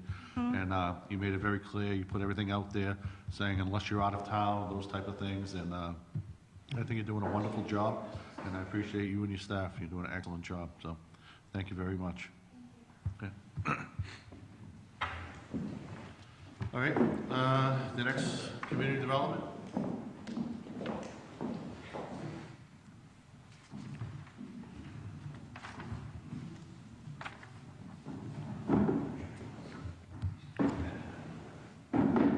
Good evening. There y'all are. So I wanted to do a little bit different tack this year with community development goals. I think, as everyone's aware, community development includes the building department, the health department, and the planning and conservation office. So what I tried to do this year was to reach out to those 3 different divisions within community development and see where I could come up with goals that kind of cut across them, but then also allow for them to bring forward some of their own goals. So that first goal you see there, enhanced permitting capabilities through People GIS for all 3 divisions. People GIS is something that we engaged with probably 2-3 years ago, and the building department went live with this permitting software 2 years ago, and we've been running with it and kind of working the kinks out of it. And what the building department's looking to do this year is they're going to be working towards an online permitting system which would be available to the public, and then in addition provide a kiosk at the counter to allow for direct input of applications at the counter. This will help reduce some of the staff time with applicants putting the information in themselves, and will also allow us to capture that data so then we can put it out publicly later on. And also, we're looking at potentially paying for the permits online. That's something that's still kind of being worked through. We work closely with Public Works, with their sewer and water permitting group, and they're going to be doing online paying, and we'll probably be watching them. But we're all using the same software company, and we're all talking together. The health department, through the actions of the last annual town meeting, has funds now to set up their permitting system online through People GIS. So they'll probably, they will be kicking that off at the beginning of the fiscal year, and I would hope that by the end of the fiscal year, we would have that software up and running, and it would be compatible again with the building department permitting and DPW permitting. And then planning and conservation is a little bit behind the other two, but they're going to start to shift documents to the town's online GIS system, which will also be available for both staff and eventually the public. So that was goal number one. Goal number two, enhancing the efficiency of project department review process for staff, applicants, and boards. This is something that's always an ongoing goal, and we've made adjustments over time. And in talking with Kyle Boyd and Stefania Gallo, who is our conservation agent, they have some things that they're going to try and implement to make things a little bit more efficient in this area. Goal number three is more specific to planning and conservation, and that's to publicize the benefits of town-owned land through the physical demarcation of the land and providing online maps. I think everyone's aware, again, of Kyle Boyd's efforts, and we did receive CPC funding for the physical demarcation of town-owned land. So that's the funding's in place, and we'll be engaging those services so that the residents will be able to know what land the town has for trails and for public enjoyment. Goal number four, the health department is looking to increase its public vaccination program. There's a number of vaccines that are currently being distributed through the health department, but they're looking to increase that over the upcoming year. And then the fifth goal is, again, with the health department, looking at quarterly training and seminars, through seminars and newsletters. And staff will look at 4 areas of local public health importance that could benefit Tewksbury residents, and then once they identify those, they're looking to do 4 free public training or seminars to disseminate that information. And that's it. All right, at this time, any comments or questions from the board? Just one comment. I know Mr. Sadwick fully appreciates it, and it's likely in part why it's one of the goals, but we've had a lot of discussion about permitting capabilities and efficiencies of the process, so I applaud the goal and look forward to continued progress in that particular area. We've had, as everyone well knows, a fair amount of development activity in the last few years, and we have had discussions with various stakeholders in the system. That seems to be an area of focus for people with respect to you know, the process in general and accessibility, ease, efficiencies. So anything we can do in that area, I think is a good process, provided it works for the town as well. So I appreciate the goal. Anybody else? On behalf of Mr. Montori, I thank you. I know this doesn't even cover half the stuff you do, Mr. Sadwick, so I thank you on behalf of Mr. Montori. Sure. The only thing I met with your group earlier in the year, my other job as I work for Mass DOT. I know we sat down, we talked about online permitting, and we had discussions. One of the frustrating things that I see is that I'm glad that you're going to an online permitting, and especially working toward the online payments. It's some of these things are so outdated that by the time you receive a check, it costs you more to process that check than the check you actually receive. And so, you know, the time has come for this to be happening, so that You know, you get a $35 fee for something. It's just, by the time somebody brings you a check, it costs you $50 by the time it processes and goes through everybody.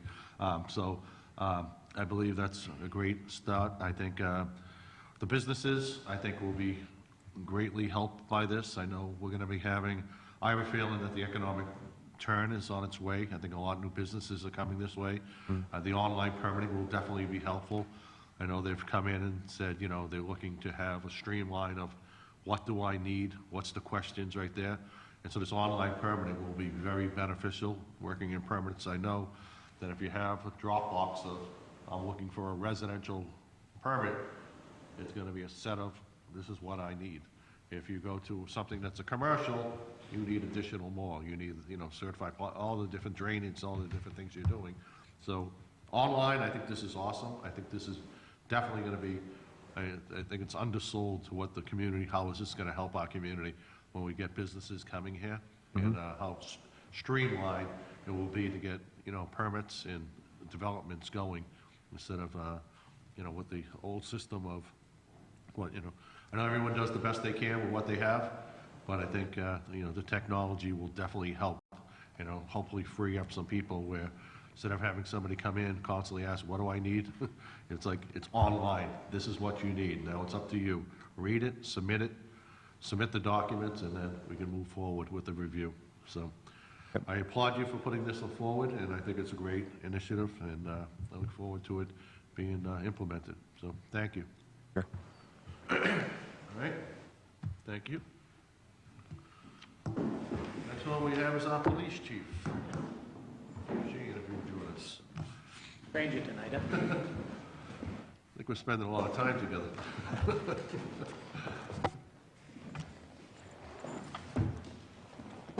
Thank you, Mr. Chairman, members of the Board of Selectmen, for having us tonight, letting us express our goals and objectives for fiscal year 18. Also, just to present you with some information associated with the earlier incident where that donation was made by that family. That family, the two officers that had involved in that incident, Sergeant Harrington, Officer Capuano, will be recognized this Thursday at the Municipal Police Training Committee First Responder Life-Saving Award. So they will receive awards on that particular day, and the victim is going to be down there to help present the award. So it's going to be a nice ceremony for the individuals that were involved in that incident up there earlier. Before you go on, I believe one of your officers also, did Officer Welsh receive an award recently? Yeah, on the Mass Women in Law Enforcement Award, she received an award for her community service. It was her second one, actually, within the last couple of years.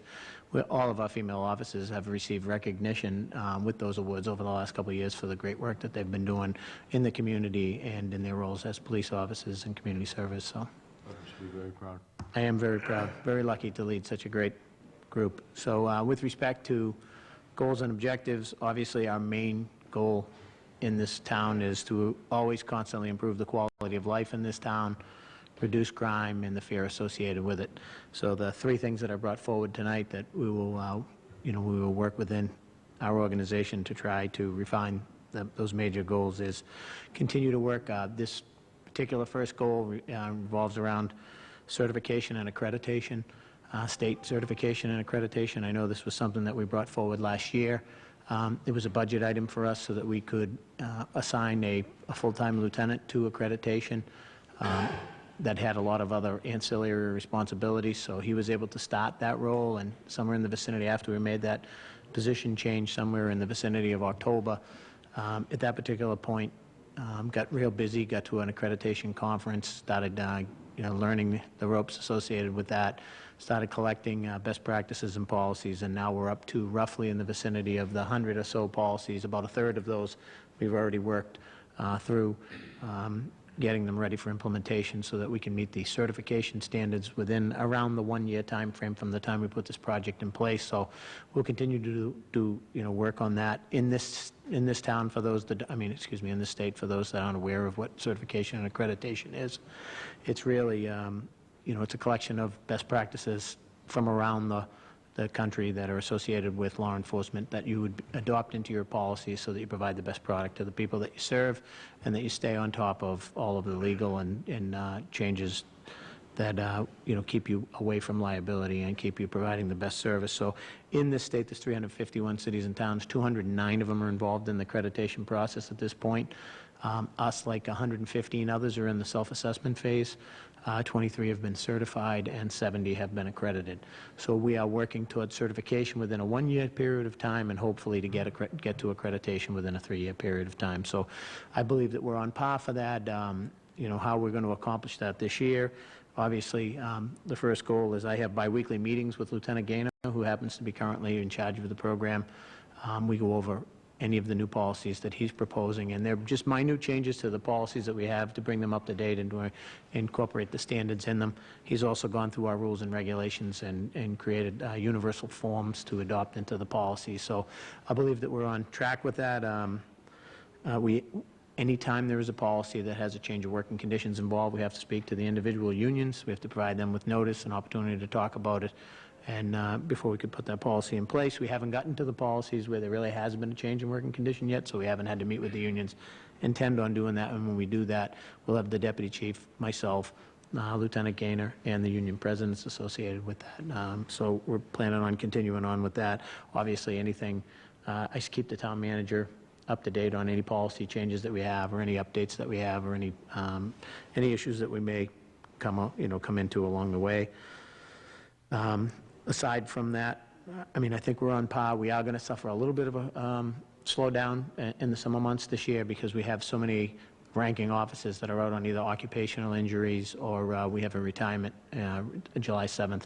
We'll have to replace a lieutenant and a sergeant with respect to that, and some maternity leave upcoming for one of our ranking officers, and one out on knee surgery, and another one out on knee surgery as well. So I think what we're going to have to do with Lieutenant Gaynor for the months of July and August, when Detective Lieutenant Columbus is on some leave taking care of his newborn son, is move Lieutenant Gaynor over into that area so that we can have some coverage in that area, because I really don't have the rank with all of the other injuries and everything else to move somebody else into that position in his absence. So we'll probably suffer a little bit of a slowdown in the July-August time frame for that, but I think with the work that we've done already and the work that we'll continue to do, continue in our biweekly meetings, we'll probably be right on the deadline that we would like to meet around a year from the time that we got started into certification and then accreditation thereafter. My second goal is, and it's not, there's no priority associated with these goals, but my second goal just revolves around the crisis that we're suffering right now. I'm looking to strengthen our community opioid mental health outreach programs and our department strategy. As you well know, because I share all of these facts and figures with you and the community as often as we can, we're a community that's been suffering. Last year we had 95 reported overdoses with 16 deaths, which was up from 70 the year prior and 7 or 8 deaths. And last year in 2016, we responded to 175 incidents that required temporary and voluntary hospitalization of those that had some mental health issues. So those are the crux of what our main focus is every day, is responding to calls that are associated with our opioid crisis and with the mental health issues. So trying to build on the program that we already have going. We have a very robust community service team now with Officer Welch, our clinical psychologist for the jail diversion program, Dr. David Duran. We have Maria Ruggiero, who's on the prevention and education side for underage drinking and other substances. And we have our family service officer, Officer Kim O'Keefe, who's been doing a fantastic job. All of these officers follow up anytime our officers interact with an individual that has used a substance, that has obviously brought him in contact with the police department, whether it's a second, third offense OUI, whether it's possession of illegal narcotics, whether it's a family problem associated with someone that's suffering from substance use disorder in the family, whether it's an overdose, whether it's a pink slip or a section, Chapter 123, Section 12, which is a temporary and voluntary hospitalization for mental health issues. These individuals, we follow up with them. Within a 2-day period of time, a phone call goes into them from a member of my community service team, asking them if they're safe, telling them that we're here for them, offering them any level of service they're willing to accept, whether it's treatment, a referral, just some support, some referrals to a support group or whatnot. So in the 10, 11 months that we've been doing this, we've interacted with well over 300 individuals that we've come in contact with as a result of this. So we're going to be looking to build on that. obviously, and how we're going to do that, obviously, we have we have the program in place now, and, we're just trying to refine that with keeping proper statistics and having group meetings. So every Monday, the team meets, they discuss the cases they're working on, where they've brought them to date, anything they might be able to do to help one another, any improvements they might be able to make to streamline the process and make sure that nobody falls through the cracks. So we're going to continue to do that. And, look for ways to partner with our, local treatment providers. Tewksbury is a treatment-rich environment. The whole Merrimack Valley is a treatment-rich environment. At the state hospital grounds by itself, there's a detox, a adult men's transitions program, an adult men's long-term treatment program, an adult female long-term treatment program, an adult family long-term treatment program. And there's, on the grounds, there's also a halfway home, a step-down program from a treatment program over at Leroy's Lodge, and we have a female treatment program over on Navalis Road. So we are a treatment-rich town. We recognize that. We know all of the directors by first name. All the members of the team do. We have constant interaction with them. They help us place individuals that are suffering from these disorders, whether it's mental health or substance use. They work with us. We're just trying to find new, innovative ways to try to help as many people as we can, and are looking to improve upon that.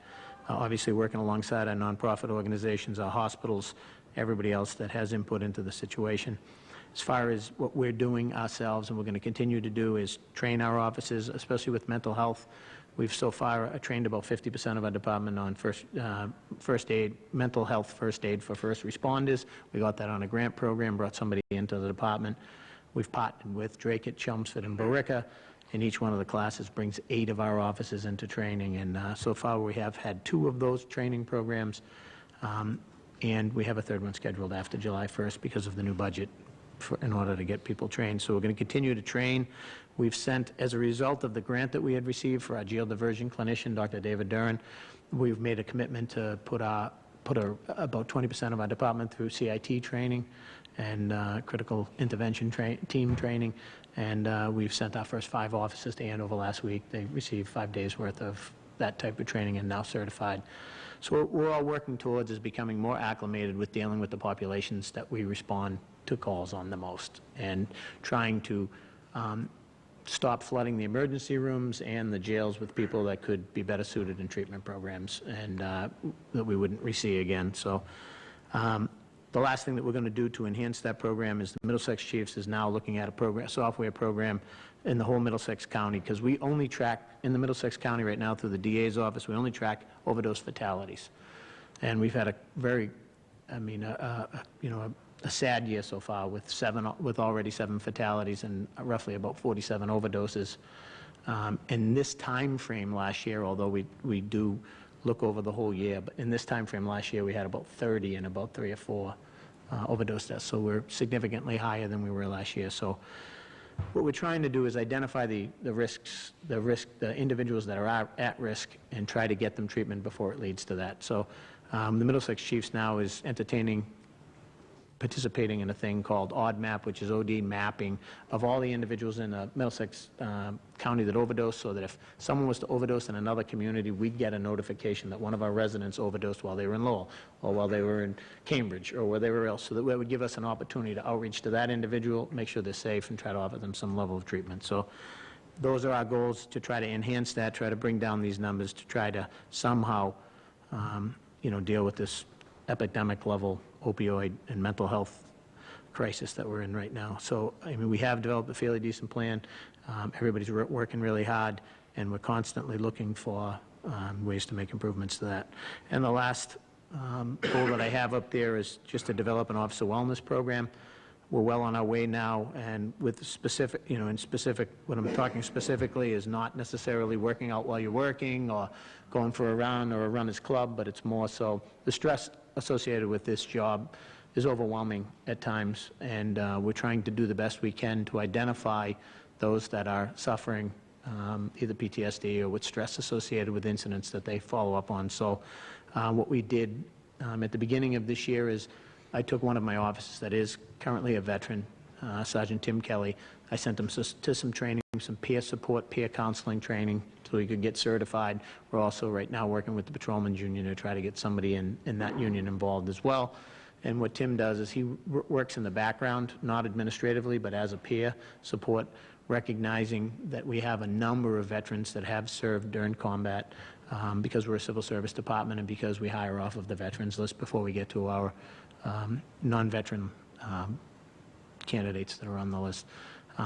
Having Tim in that place has worked out significantly already, where he's interacted with many individuals not knowing what they're sharing, but Tim knows resources that are out there that these people can get either through the EAP or they can get through their insurance, that might avert a crisis for us down the road. So with Tim, getting him all up and certified and making him part of a regional team so that he can respond when other officers are hurting from other departments in the area. I think that we're on our way, but we're constantly looking for ways that we can enhance that. So getting more people involved in the process, debriefing critical incidents right afterwards to try to recognize the ones that are bothering our officers.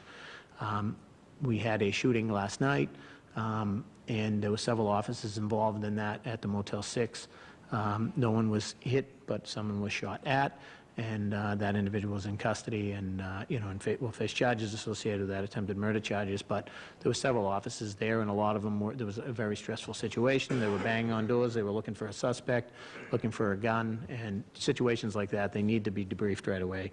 We need to recognize if incidents like that are traumatic to an officer that may have seen something like that in the past, or it may trigger old memories and everything else. And we're working really hard to develop a team, develop a very caring attitude towards our officers to make sure that these guys that are going out there and giving it their all every night, and their families don't suffer, and that they don't suffer while they're working, because we want them to know that we care. And I'm sure that I'm sharing sentiments that everybody up here is as well for us. So those are the 3 goals that I have going forward for this year, hoping that if we enhance all of these things, obviously the quality of life in our community will improve, and the fear and the crime and the fear associated with it will also improve if we can do a lot of this. So that's where I'm at. Thank you, Chief. All right, at this time, any questions from the board? Mr. Gay? Thank you. Just a couple of comments. You have a monumental job that you do, Chief. All of us really appreciate the information you send us about the different arrests that you come up with, especially in the drug areas. And I wanted to say, again, thank you very much for the work you did on the underage drinking. That is a subject that's very, very strong in my mind, and I appreciate all the work you do. I have nothing but praise for your department and how they handle themselves. I know a number of the people in your department, Mike McLaughlin and John Votto, and a number of the officers, and they do an outstanding job. They do above and beyond, and under your leadership, people should be very proud and realize how lucky they are to have such a strong department, strong police department that watches out for this community. Under your leadership, this community has done a great job of combating a huge issue that is throughout this country, but Tewksbury has done a tremendous job to fight that back and do everything they can to eliminate the drug plague that's hit this community and other communities. So again, I want to thank you very much for all the work you do, Chief. Thank you. Those kind words are heartfelt, and again, I said the work that's being done by the guys that work underneath me is phenomenal, and I'm just lucky to lead such a great group of guys. Any comments? I do have a question for the Chief, but let me second what Mr. Gay said, Chief, and I've had occasion to interact with any number of your team of officers, detectives, and leadership personnel, and in each instance I found them all to be highly professional and very skilled at what they do. So I want to second what Mr. Gay had to say, and it is appreciated. My question is, you mentioned some grant-supported training, I think it was in the mental health area, that was done in collaboration with some area communities. And what it triggered in my mind as you were describing those towns, I wondered if through the Regional Emergency Communication Center and the effort that you've participated in with us, with specifically Drake-It and if that's led to any discussions of collaboration with those communities specifically, not around the RECC, but because there's a heightened relationship, is that leading to any further efforts to collaborate in other areas? Well, with respect to that, before even, I know that the Regional Communication Center has been a process that's been in place since before my tenure as chief. So over 7 years, a lot longer, probably closer to 10. And I know we started with 9 communities, and we're down to 3 at this particular juncture, but I can tell you that collaboration in the Merrimack Valley and the greater Lowell area is phenomenal, as it's probably the best. The Middlesex County, the DA, everybody's collaborating on the opioid mental health crisis. I can tell you, not necessarily in conjunction with the Regional Communications Center, but we're all in the Greater Lowell Health Alliance area, which is all of the communities that surround Lowell in this area, that we're all working together to collaborate on ways that we might be able to make some improvements and work together and make a dent and curb. And it's not just in the areas of assisting people that are suffering from substance use disorder, but our drug guys were put on the same, like we started the process of designating narcotics officers to work 2 nights and 2 days in this area, and then Billerica jumped on board, Andover jumped on board. I know Drake doesn't have the ability to do so now. They'd like to. They're looking at our model, but we're all working together so that they have not just 2 bodies working in that area, but might have 6 if something's going on and they need some assistance. They work with one another. So we have been collaborating. We do apply together for grants all the time. We do meet for the opioid task force meeting once a month with the DA, with all of the area departments in here. We're always trying to find ways where we can make improvements, a dent in this, improve the quality of life in the greater Lowell area, not just necessarily Tewksbury. So I would say we're doing a tremendous job of collaborating with our partners and trying to find ways to help everybody get into the same position we are, where we're providing education, a strong level of enforcement, and also trying to provide some treatment options as well. So.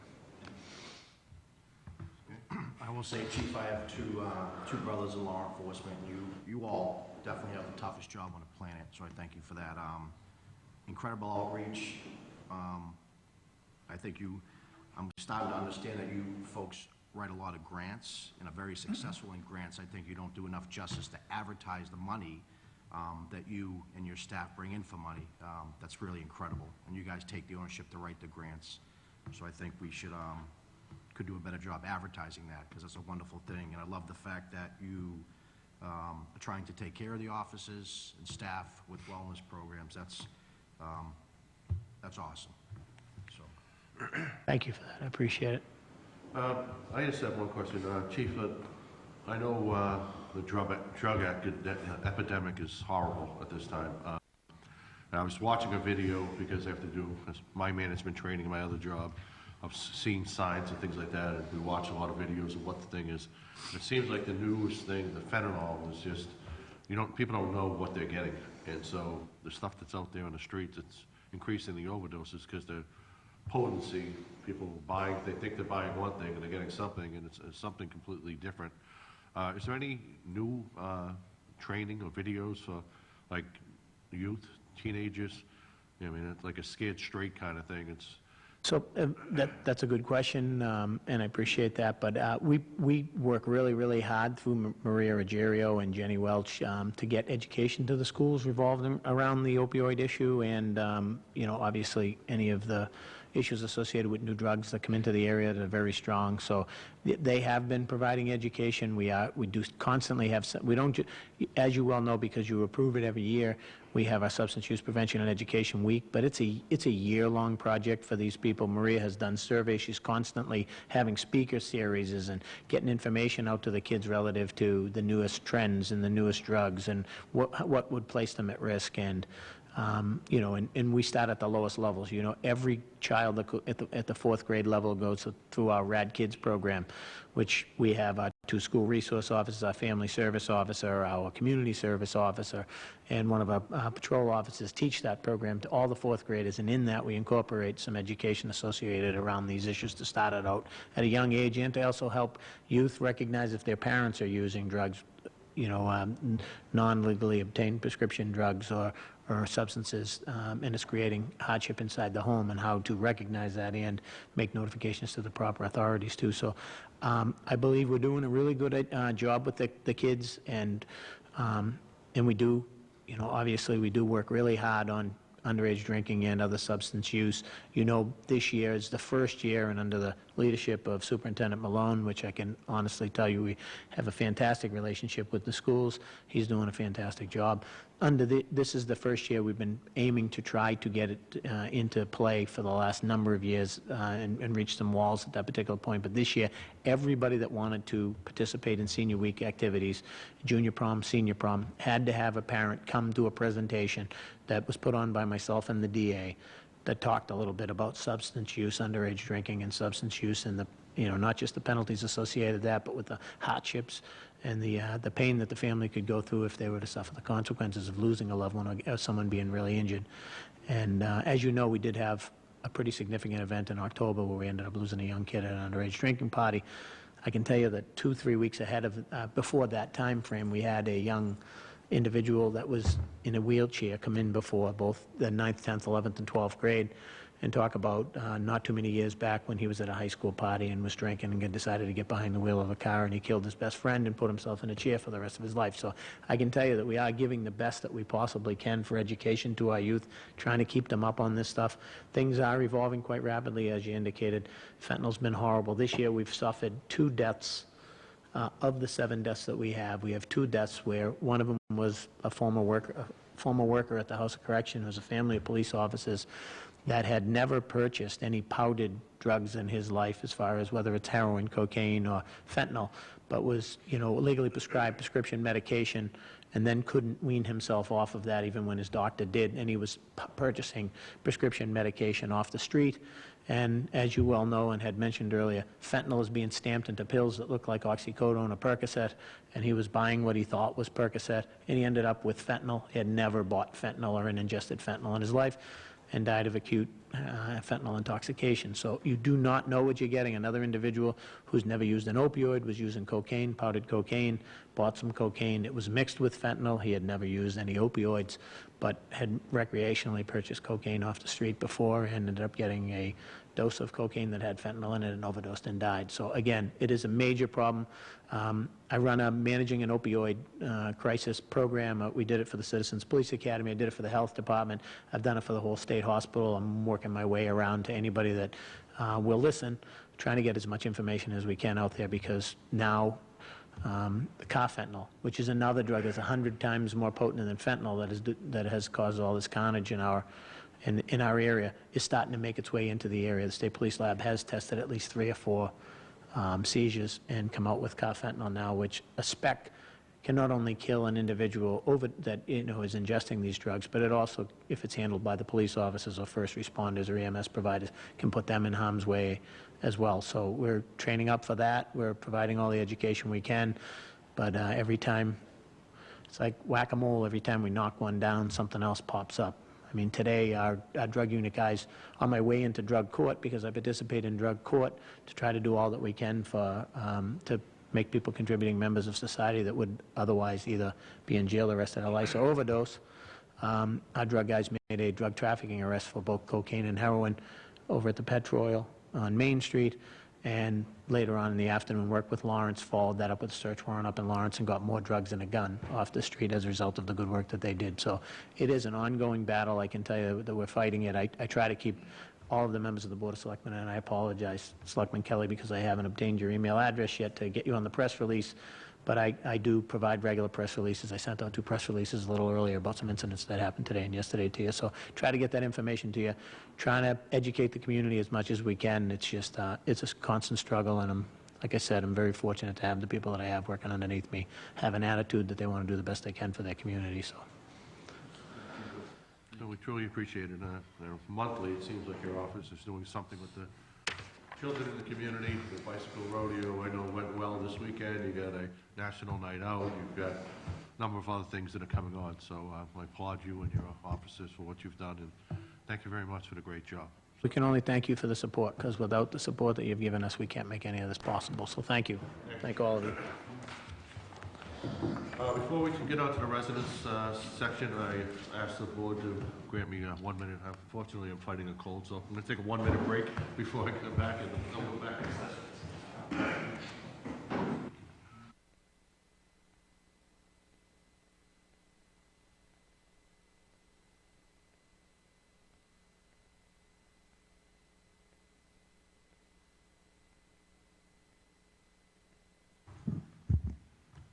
All right, we're back in session. It's 8:58. At this point of meeting, we're going to go into the residents section. Do we have any residents that would like to come forward and talk to the board?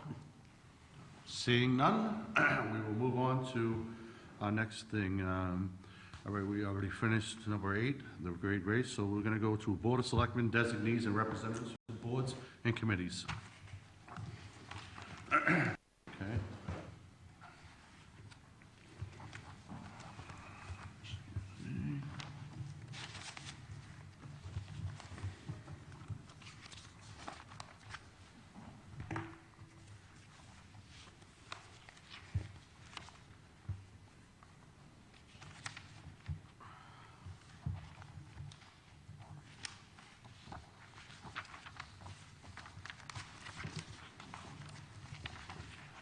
Okay, I believe everybody has the spreadsheet that we presented to everybody.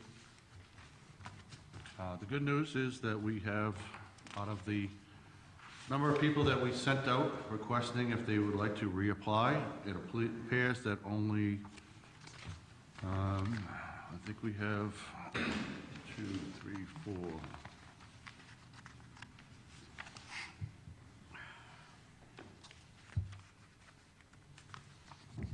We have 4 people who are not willing to reapply. And we have 1, 2, 3, 4, 5, 6, 7. 7 people that we haven't heard from, but it appears we have close to 90% of the people that are looking to reapply to be on the boards. Mr. Chairman? Yes. I did pick up one question late today that I have through you, maybe to the town manager. I don't know if we can clarify this tonight, but if you look on page 1, the first red one with a declination is for the Economic Development Committee. Yep. Mr. Lawler. If you go to the last page, the very first line, it's the same individual, same position, and it indicates that he wishes to be reappointed. So I don't know if the one on the last page actually should be the Vision Committee, or if there's a conflicting... I think I can clarify that for you, because I did speak with Mr. Lawler at a recent event. He was at the Vision Committee meeting, and he did state to me that he's got a new position, and that he didn't think he was going to be able to handle both committees. What we can do is we can skip that to clarify that, just to be certain. That's fine. But I believe he spoke to me, he wasn't certain that he was going to be able to commit to both committees, and that he was planning on staying on the Vision Committee, but he wasn't positive he was going to be able to stay on the Economic because of his new job title and what he was doing. I would love to keep him on the Economic Development Committee, believe me, because he's been doing a wonderful job. But, you know, we can clarify that, so we can skip that and just leave that one as, just to clarify. We have some sort of, you know, I'm absolutely supportive of his continued participation if he wants to. I just absolutely. Not clear as to what his intentions are here. Yep, absolutely. Okay, well, at this time, we can go through each board and we can reappoint as, or we can do it as a slate of, it's up to listen to any motions on what the board would like to do. I'll offer a motion, Mr. Chairman, in the interest of time, that all of the appointments that have,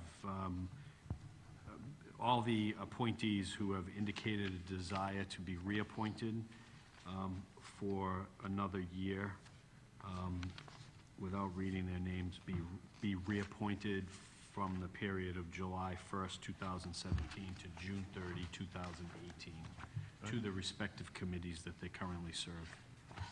Okay, I have a motion. Do I have a second to that?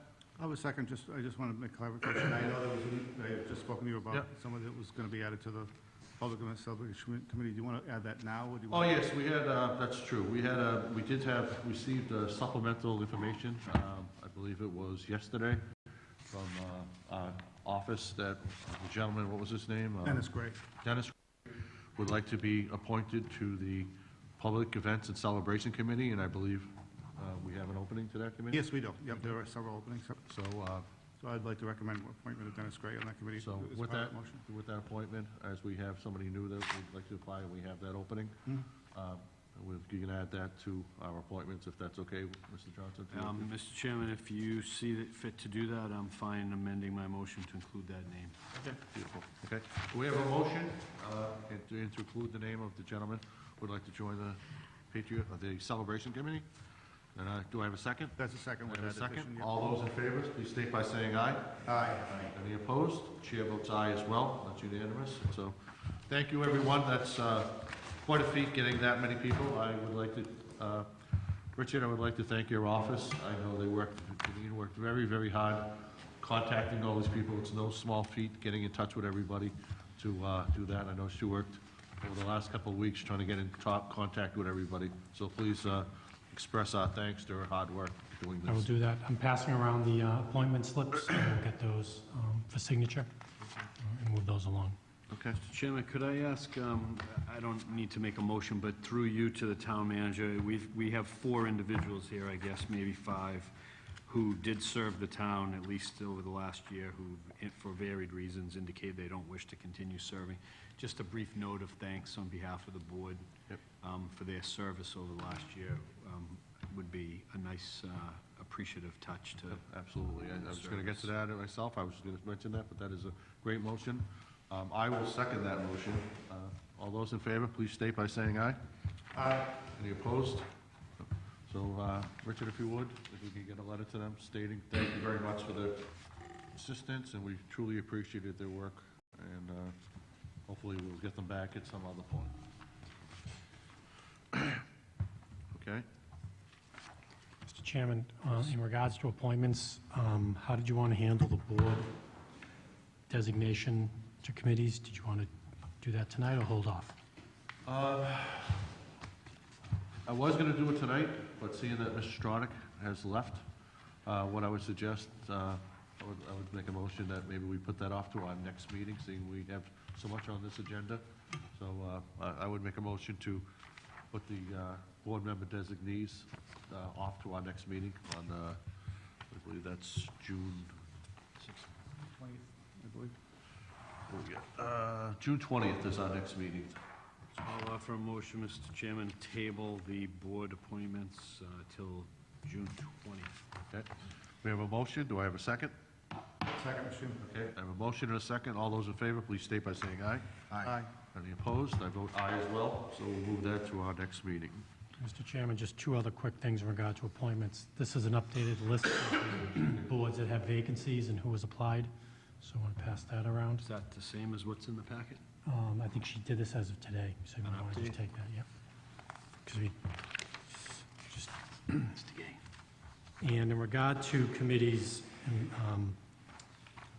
I received a request from Kyle Boyd, who has been staffing the Open Space and Recreation Committee, and that currently has a membership of 5, but there are other individuals who would like to be on that committee, so I didn't know if the board would entertain a recommendation to expand that from 5 to 7 members, and then seeing if anybody's interested in serving, and then deal with that, the appointments at a future meeting.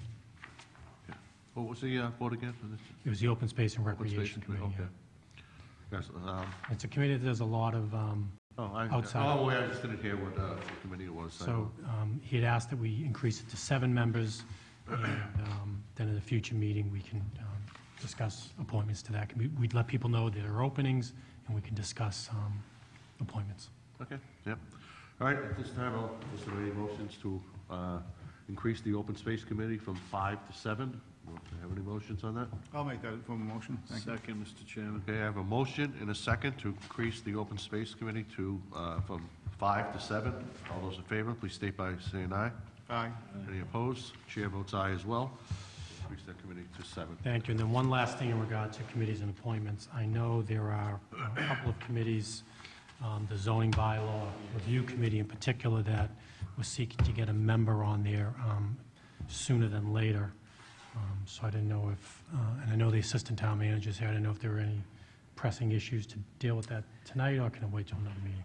Mr. Chairman, if I may, as your representative, of the board's representative on that committee, this particular committee was charged initially with trying to meet a very aggressive deadline with respect to recommendations for zoning changes for this coming fall, October. And that's a very aggressive timeline.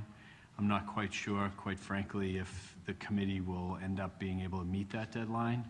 But in an effort to try to attain that timeline, the committee is at the stage where they're about to schedule public hearings to solicit public input. We're down one resident member, and it seems like it's an appropriate time to fill that position. The committee's last meeting a few weeks ago led to discussion of trying to hold those hearings in late June. So I'm hopeful that we can act on the applications that we have this evening so that individual, whoever's selected, can be seated, sworn in, and actually participate in that process. I guess it could wait till the next meeting if we need to, if people want to consider that, but that would be a really short turnaround time for someone to literally within, just a few days to participate in the committee. And off the top of my head, I don't recall if we have a meeting between now and the end of the month. No, we do not. So, so we have two applicants, one of whom serves on other committees. I don't know if my colleagues are inclined to try to address it this evening. I'd like to do that. I'm prepared to make a motion with respect to nominating someone if the board is willing to take that. I am comfortable with that because as we, I know we were discussing it at our last meeting, but they had not been posted. Yeah.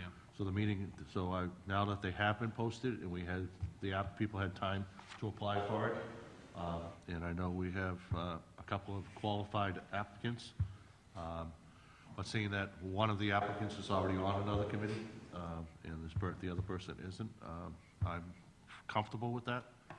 So if you'd like to make a motion on that, I feel fine. Yeah, I will, it's on the bottom of the page that was just distributed. So my motion would be to appoint Erin to the zoning bylaw committee immediately through June 30 of 2018. And that's to fill a vacancy. And just to save the second vote, just make that for the balance of this year and the full term of 1 year next year, so through June 30 of 18. Okay.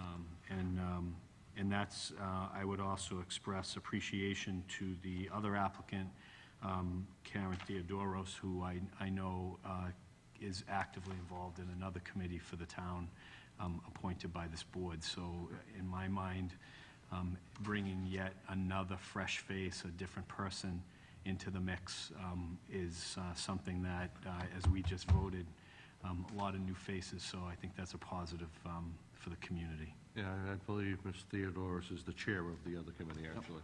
Agreed. Through the chair, Mr. Johnson, so that's the rationale that Ms. Theodoros is already on a committee? Well, one of my thoughts, I mean, Ms. Wertman is a Tewksbury resident and is a professional planner, so deals with zoning regulations in her full-time day job outside of Tewksbury. So she's got certainly highly qualified. But she does not serve in any other volunteer capacity for the town of Tewksbury, to my knowledge.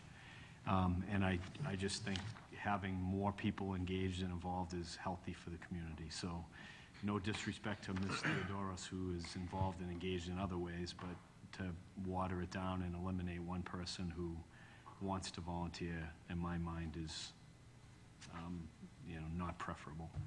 And just to that point, Mr. Kelly, as we did interviews the last period, we had multiple people applying for numerous boards. And we got to the point, which was a great thing, that we got to the point where we were looking at, we didn't have positions for everyone. And so instead of saying no to somebody, we asked the people what was their priority. And so when we add the boards, like I think Ms. Theodoros had applied for either 2 or 3 boards at the time. And what we did is we asked what was the priority, and so the fact that that was a priority, we put her on that board. And then these other ones where, I mean, we love the fact that if somebody has the capability of serving multiple boards, that's great. But the fact that if we have other people that are willing to serve as well, you know, if somebody's already on one board, you know, given the opportunity to let everybody in the community have it be on some type of committee, I think that's a fair rationale to, not to say that somebody doesn't have the great qualifications to do so, but it seems like both of these would be very qualified people to be doing that.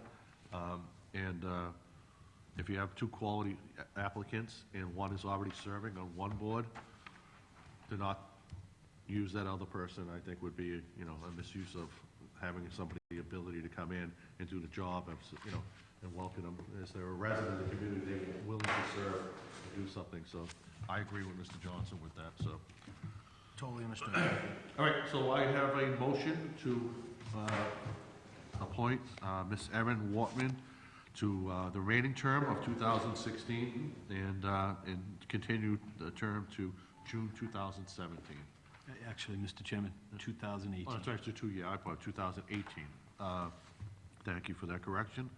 So I have a motion. Do I have a second to that? Second. Okay, we have a motion and a second. All those in favor, please state by saying aye. Aye. All those opposed? Chair votes aye as well. So we will, if we could get another. We'll get it, we'll We'll have to have two of them, I believe. Yeah, we'll have two appointment slips drawn up for the board to sign. The document I gave you tonight outlining the vacancies on committees and the applicants received to date, that's the most recent update as of today. I'm sure there'll be another update at the end of the week as more applications come in. There are a couple of committees that are not on this list because we're still seeking individuals to serve. One that comes to mind is the Historic Commission. We need to vacancies on that committee, so if anybody's interested in serving, please let us know and send an application in so we can get membership on that. So we'll continue to advertise for these vacancies, and the hope is to get people to serve on any of the committees we haven't had applications yet. So, but the process definitely is moving smoother. All right, I have a question, Mr. Montori. I'm looking at these boards. I know the Bicycle and Pedestrian Advisory Committee, I was looking through, and it doesn't appear like they have, I know we received a bunch of applicants, but I don't believe they've met in quite a while. They haven't. They haven't, so. So we'll try to get them active again. What's that? We'll try to get the individuals who are on the committee currently active again. Okay, so it's pretty much, are there any of these people that, trying to see where's the list of,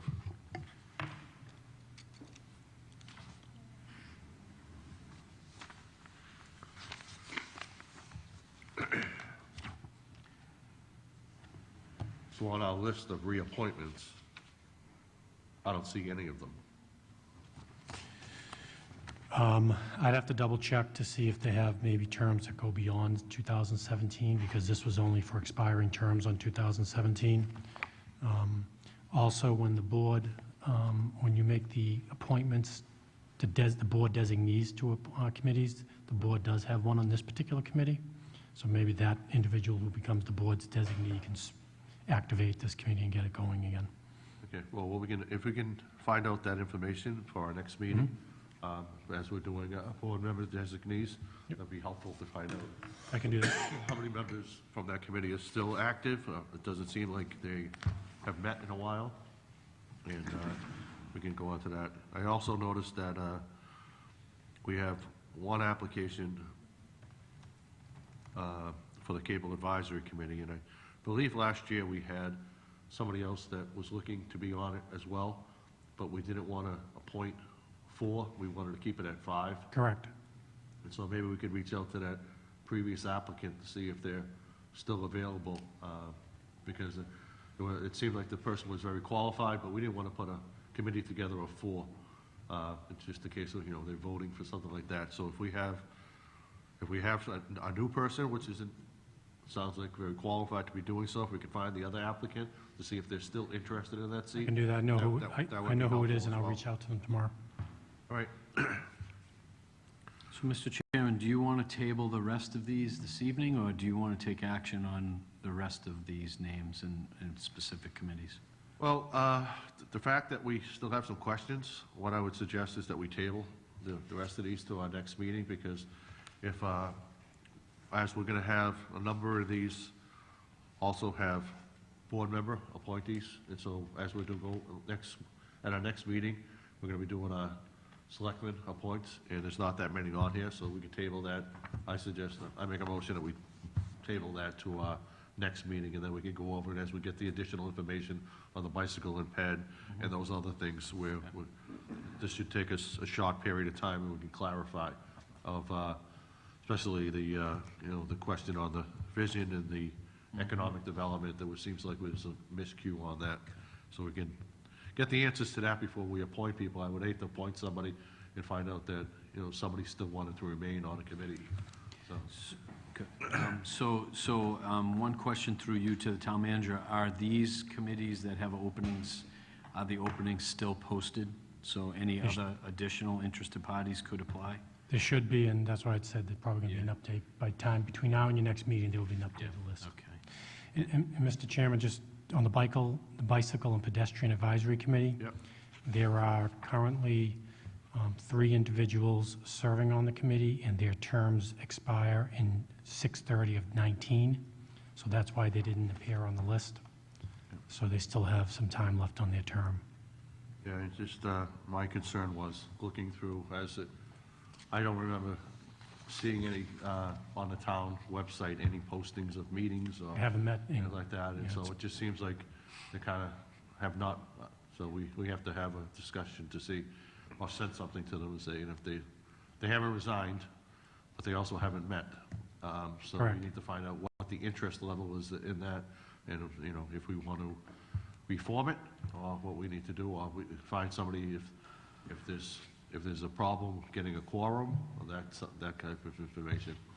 We'll find that out. But that's why they didn't, they didn't appear on the list because they did not have expiring terms in 17. It's understandable. Thank you.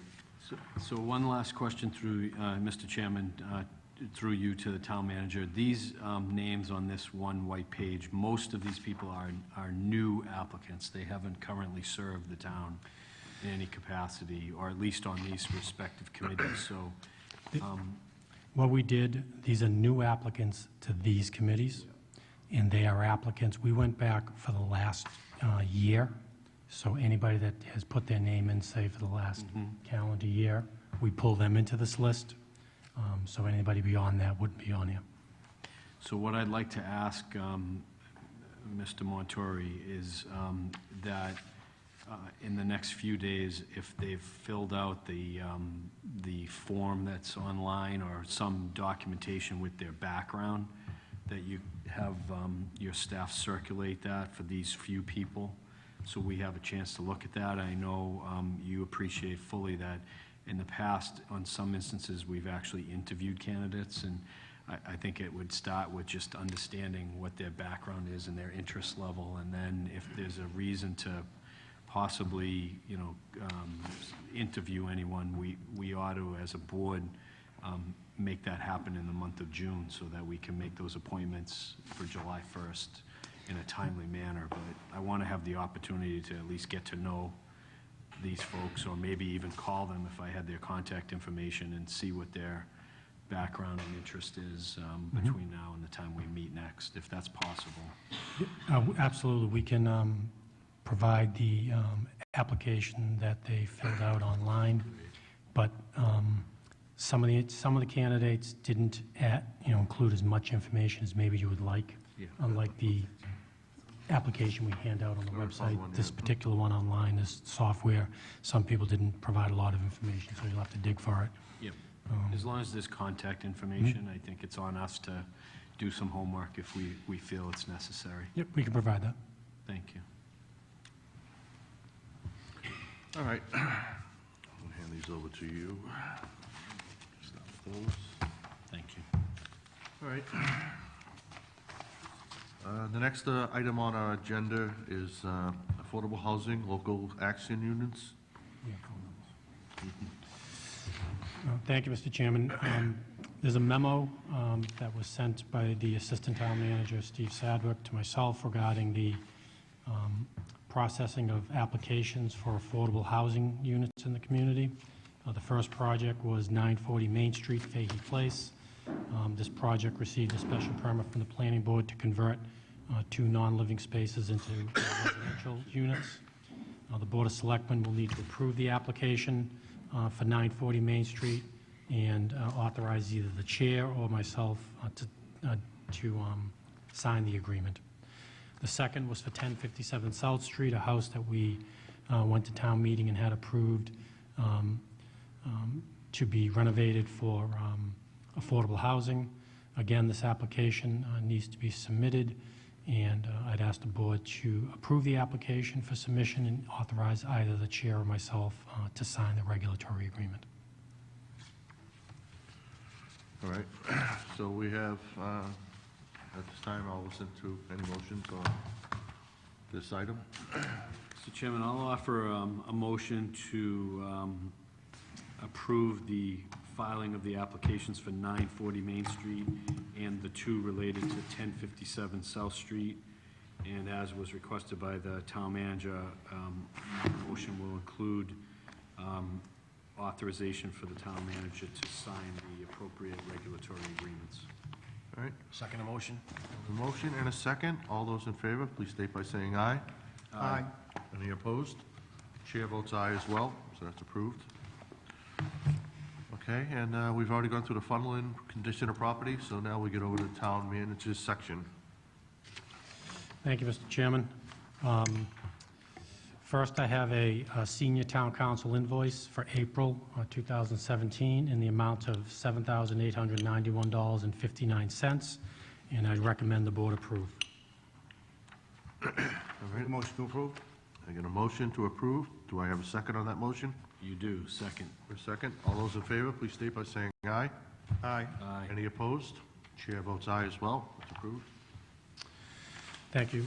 The other item, Mr. Chairman, I just want to remind residents, and I'll do this again at the next meeting, that in the first billing for water and sewer, residents are going to see a change in the structure for water and sewer rates, the rate tiers, that will go into effect for the first billing. The new tiers are going to change, and you'll see probably a change in your billing, especially in the summer, because the summer usage is high, which is the August bill. Probably a little bit lower in the second billing, and then even lower than that in the winter billing, because less usage is typically used by residents.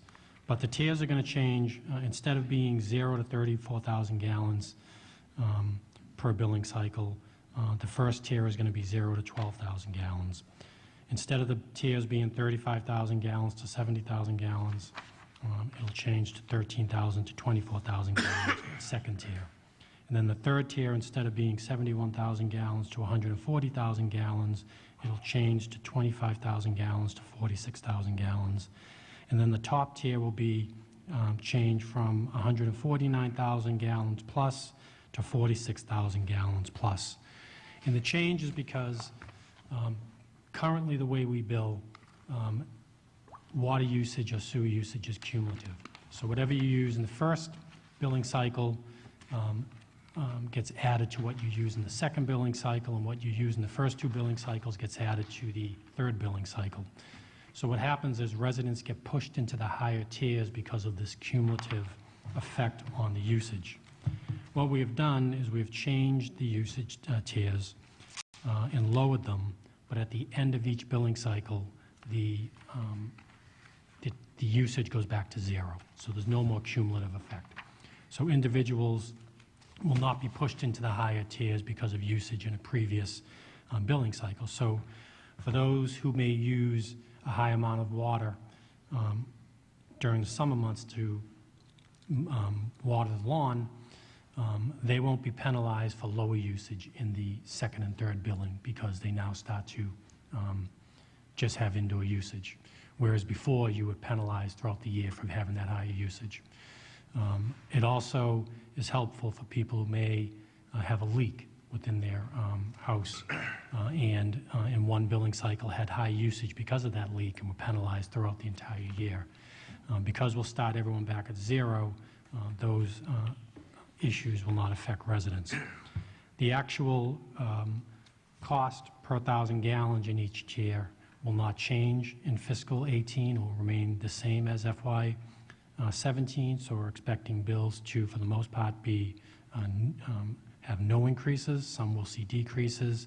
Depending on your usage, you may see some increases. But the big effect will be the tiers will not change.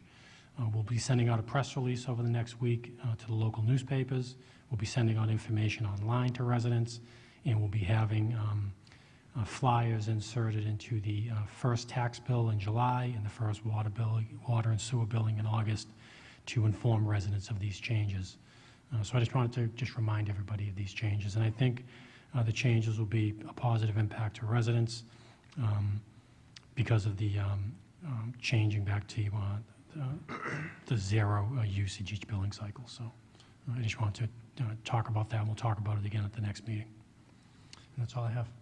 Oh, thank you. That's very helpful. I know, I know we discussed that at the, we had a meeting recently around the senior center talking with a bunch of people. They seem to be very happy about that, especially summer months when somebody may have a pool, filling it up. You know, you get hit with one rate with filling it, and then you're paying for the whole year, those type of things. Or somebody happens to be heading to Florida for the winter, has that luxury, and unfortunately has like a slow leak in their house, which they're not home and not unaware of. They don't get penalized for the full year, those type of things. So I think it's a great structure, and I applaud you for putting it together. Thank you. Thank you. Plus, there's no reason to worry about watering your lawn. So, well, it's going to be 90 on Monday. Just keep thinking 90 on Monday. So, okay. At this point now, we're going to get to the clerk. We have outstanding minutes for May 16th. I believe those are going to be passed on to the next. We'd have time to circulate those. I'd make a motion to approve. I'm not sure if we had enough time to review. I don't believe it's, did everybody have time to review them? I reviewed it. You did? I reviewed them as well. I just didn't know if anybody else I had. deferred to my colleague, Mr. Gay, if he hasn't had a chance to look at it. I wasn't here the last meeting, so I'm going to... Oh, okay. Well, I reviewed them. You reviewed them. I will make a motion help to read it. So we have three? Okay. I know they came out late. I did have an opportunity to review them myself. I just didn't know if the other board members had a chance to do it, so. So I'll second Mr. Kelly's motion, and I'll also note, Mr. Chairman, I want to express appreciation to Ms. Johnson for her efforts in the minutes. They were easy to read and certainly, from my vantage point, captured the essence of our discussion. So, thank you. Good job. All right, so we have a motion, a second, and all those in favor, please state by saying aye. Aye. Any opposed? The chair votes aye as well. So One abstention. One abstention, who was not here at the meeting. Okay. Okay. Now we get to board member reports. Mr. Gay, I'll start with you. Sure, thank you. I just have one brief thing.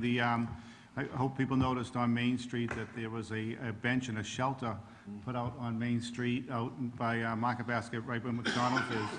And I've seen people already using it in the rainy weather that we've had the last 3 or 4 days. I just want to thank Jim Scanlon, the Lowell Regional Transit Authority Administrator, for spearheading that. It was actually from an idea from Cheryl, my wife, that gave me the idea, and I gave it to Jim Scanlon, who contacted Market Basket, and Jim Carter was the first person he contacted, who put him in touch with the right person. So through their efforts, they collaborated on building that. Market Basket is going to follow up and make sure that it's kept clean and neat afterwards, now that it's been built. But I thought it looked beautiful, and they did a great job, and hopefully there'll be more ideas like that coming forward as far as seating or enclosures for people that take the bus. So I want to, again, thank the people involved that made that happen. It came out beautiful, and it was really a great effort. That's it. Thank you. Okay. Mr. Johnson? Thank you, Mr. Chairman. Just one item I started to mention earlier when we were talking talking about appointments, the zoning bylaw review, process review committee met 2-3 weeks ago. We, as you all know, are utilizing the services of a very skilled consultant to help the committee. And we are moving forward with that. And as I said earlier, there will likely be some public hearings scheduled in the next few weeks. That will invite public input for the committee to consider as it takes the next steps towards making recommendations. The Community Preservation Committee had a meeting scheduled for last week. Unfortunately, a number of members were not able to attend, so the meeting was postponed for lack of a quorum. But we will be getting together, hopefully in the near term, to address some issues that the Community Preservation Committee needs to tend to. There's nothing immediately pressing, but a couple of things on the agenda. That's all I have tonight. Thank you. Selectman Kelly? I just want to thank the town. I believe it's Lisa, the head of the Veterans Department. It was an unbelievable, impactful event at the cemetery on Memorial Day. Very humbling to be part of that, as well as the Memorial Day parade. The weather held off right at the very end, and hats off to the many folks that put the parade together. Again, that was also a humbling experience to march in the parade. So hats off to the town for putting those together. Thank you. All right, well, the Beautification Committee met last, on May 15th. We're going to have another meeting scheduled later on this month. Unfortunately, our chairperson's mother passed away, so hopefully everybody keep her in our thoughts and prayers. And she was out in New York and taking care of her mother, and she'll be back soon, and we'll get together and have some meetings shortly. Economic Development Committee is scheduled to meet next Monday at 7:30 at Town Hall. As Mr. Kelly brought up, I want to thank everybody for the Memorial Day Parade. Lisa Downey does a wonderful job, never mind with our veterans, but you put together a wonderful program down there. We ignored the doom and gloom forecast of our local weathermen, as we did the last 2 years, who told us we're going to have a hurricane, a typhoon, something coming through, and we ignored it and pushed right through. And I think we got right to the end without anybody really getting wet, and so it worked out fine. I want to especially thank Maureen DePalma and Dennis Sheehan. Without them, we would not be having the Memorial Day Parade, as far as I'm concerned. They supply all the floats, the trucks that pull the floats, helps us build the things. They help us build the senior center, the red hats, all those different floats that go on. They give us their ability and drive, and then help us take the things apart each year as he's trying to get his job together. So they do a wonderful job. Also want to thank Mark Ginsburg. He gave us the loan of the carts for the golf carts that made it easier for us to get up and down and coordinate those things. It would have been very difficult for everybody to get to the ceremony and then try to get up to the parade and organize everything. We had a number of new people that came in, and we were pleasantly surprised as we went up and down Route 38 how many, because of the forecast. We were curious how many people were going to be out of there, and I can tell you I had a giant barrel full of candy and I ran out because of the kids that were out there. So it was there was a lot of people there. Put that way. I also want to thank, I attended the high school graduation last Friday. Went well. Wonderful how I was very impressed by the way it was run. The choir was great. The kids were great. They were so respectful. I was kind of surprised because usually they have the balloons going or the beach balls going around, but they all went well. The speeches were unbelievable. Tewksbury should be very proud of these kids, because I sat back and said, wow, these kids were, for the age that they were, the way they spoke about the community and the way they worked, they were wonderful jobs put together. I also want to thank police department that ran this weekend. They also put their bicycle rodeo together on Sunday. I heard it was well,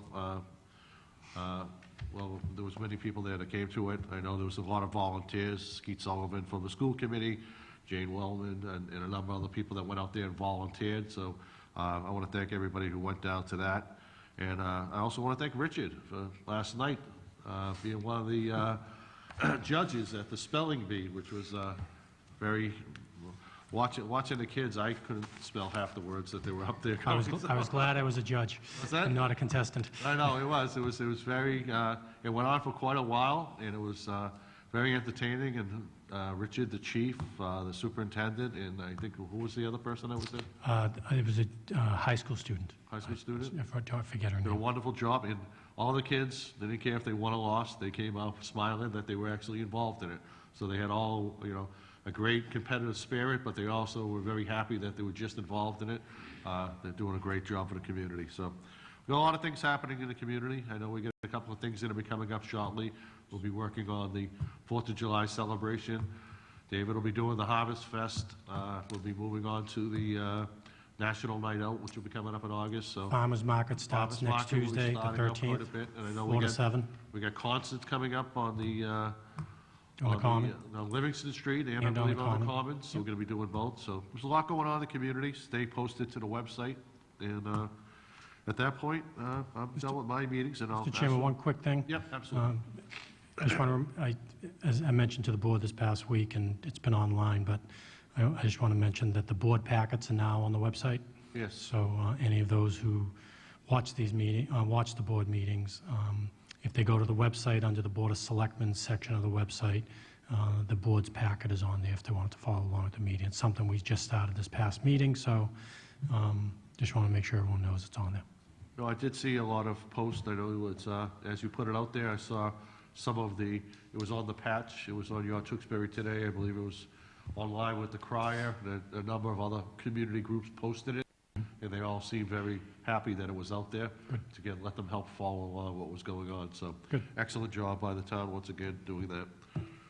Okay, at that time, I'll take a motion to adjourn. So moved, Mr. Chairman. Do I have a second? You do. Okay, all those in favor, please state by saying aye. Aye. Any opposed? We are adjourned. Thank you.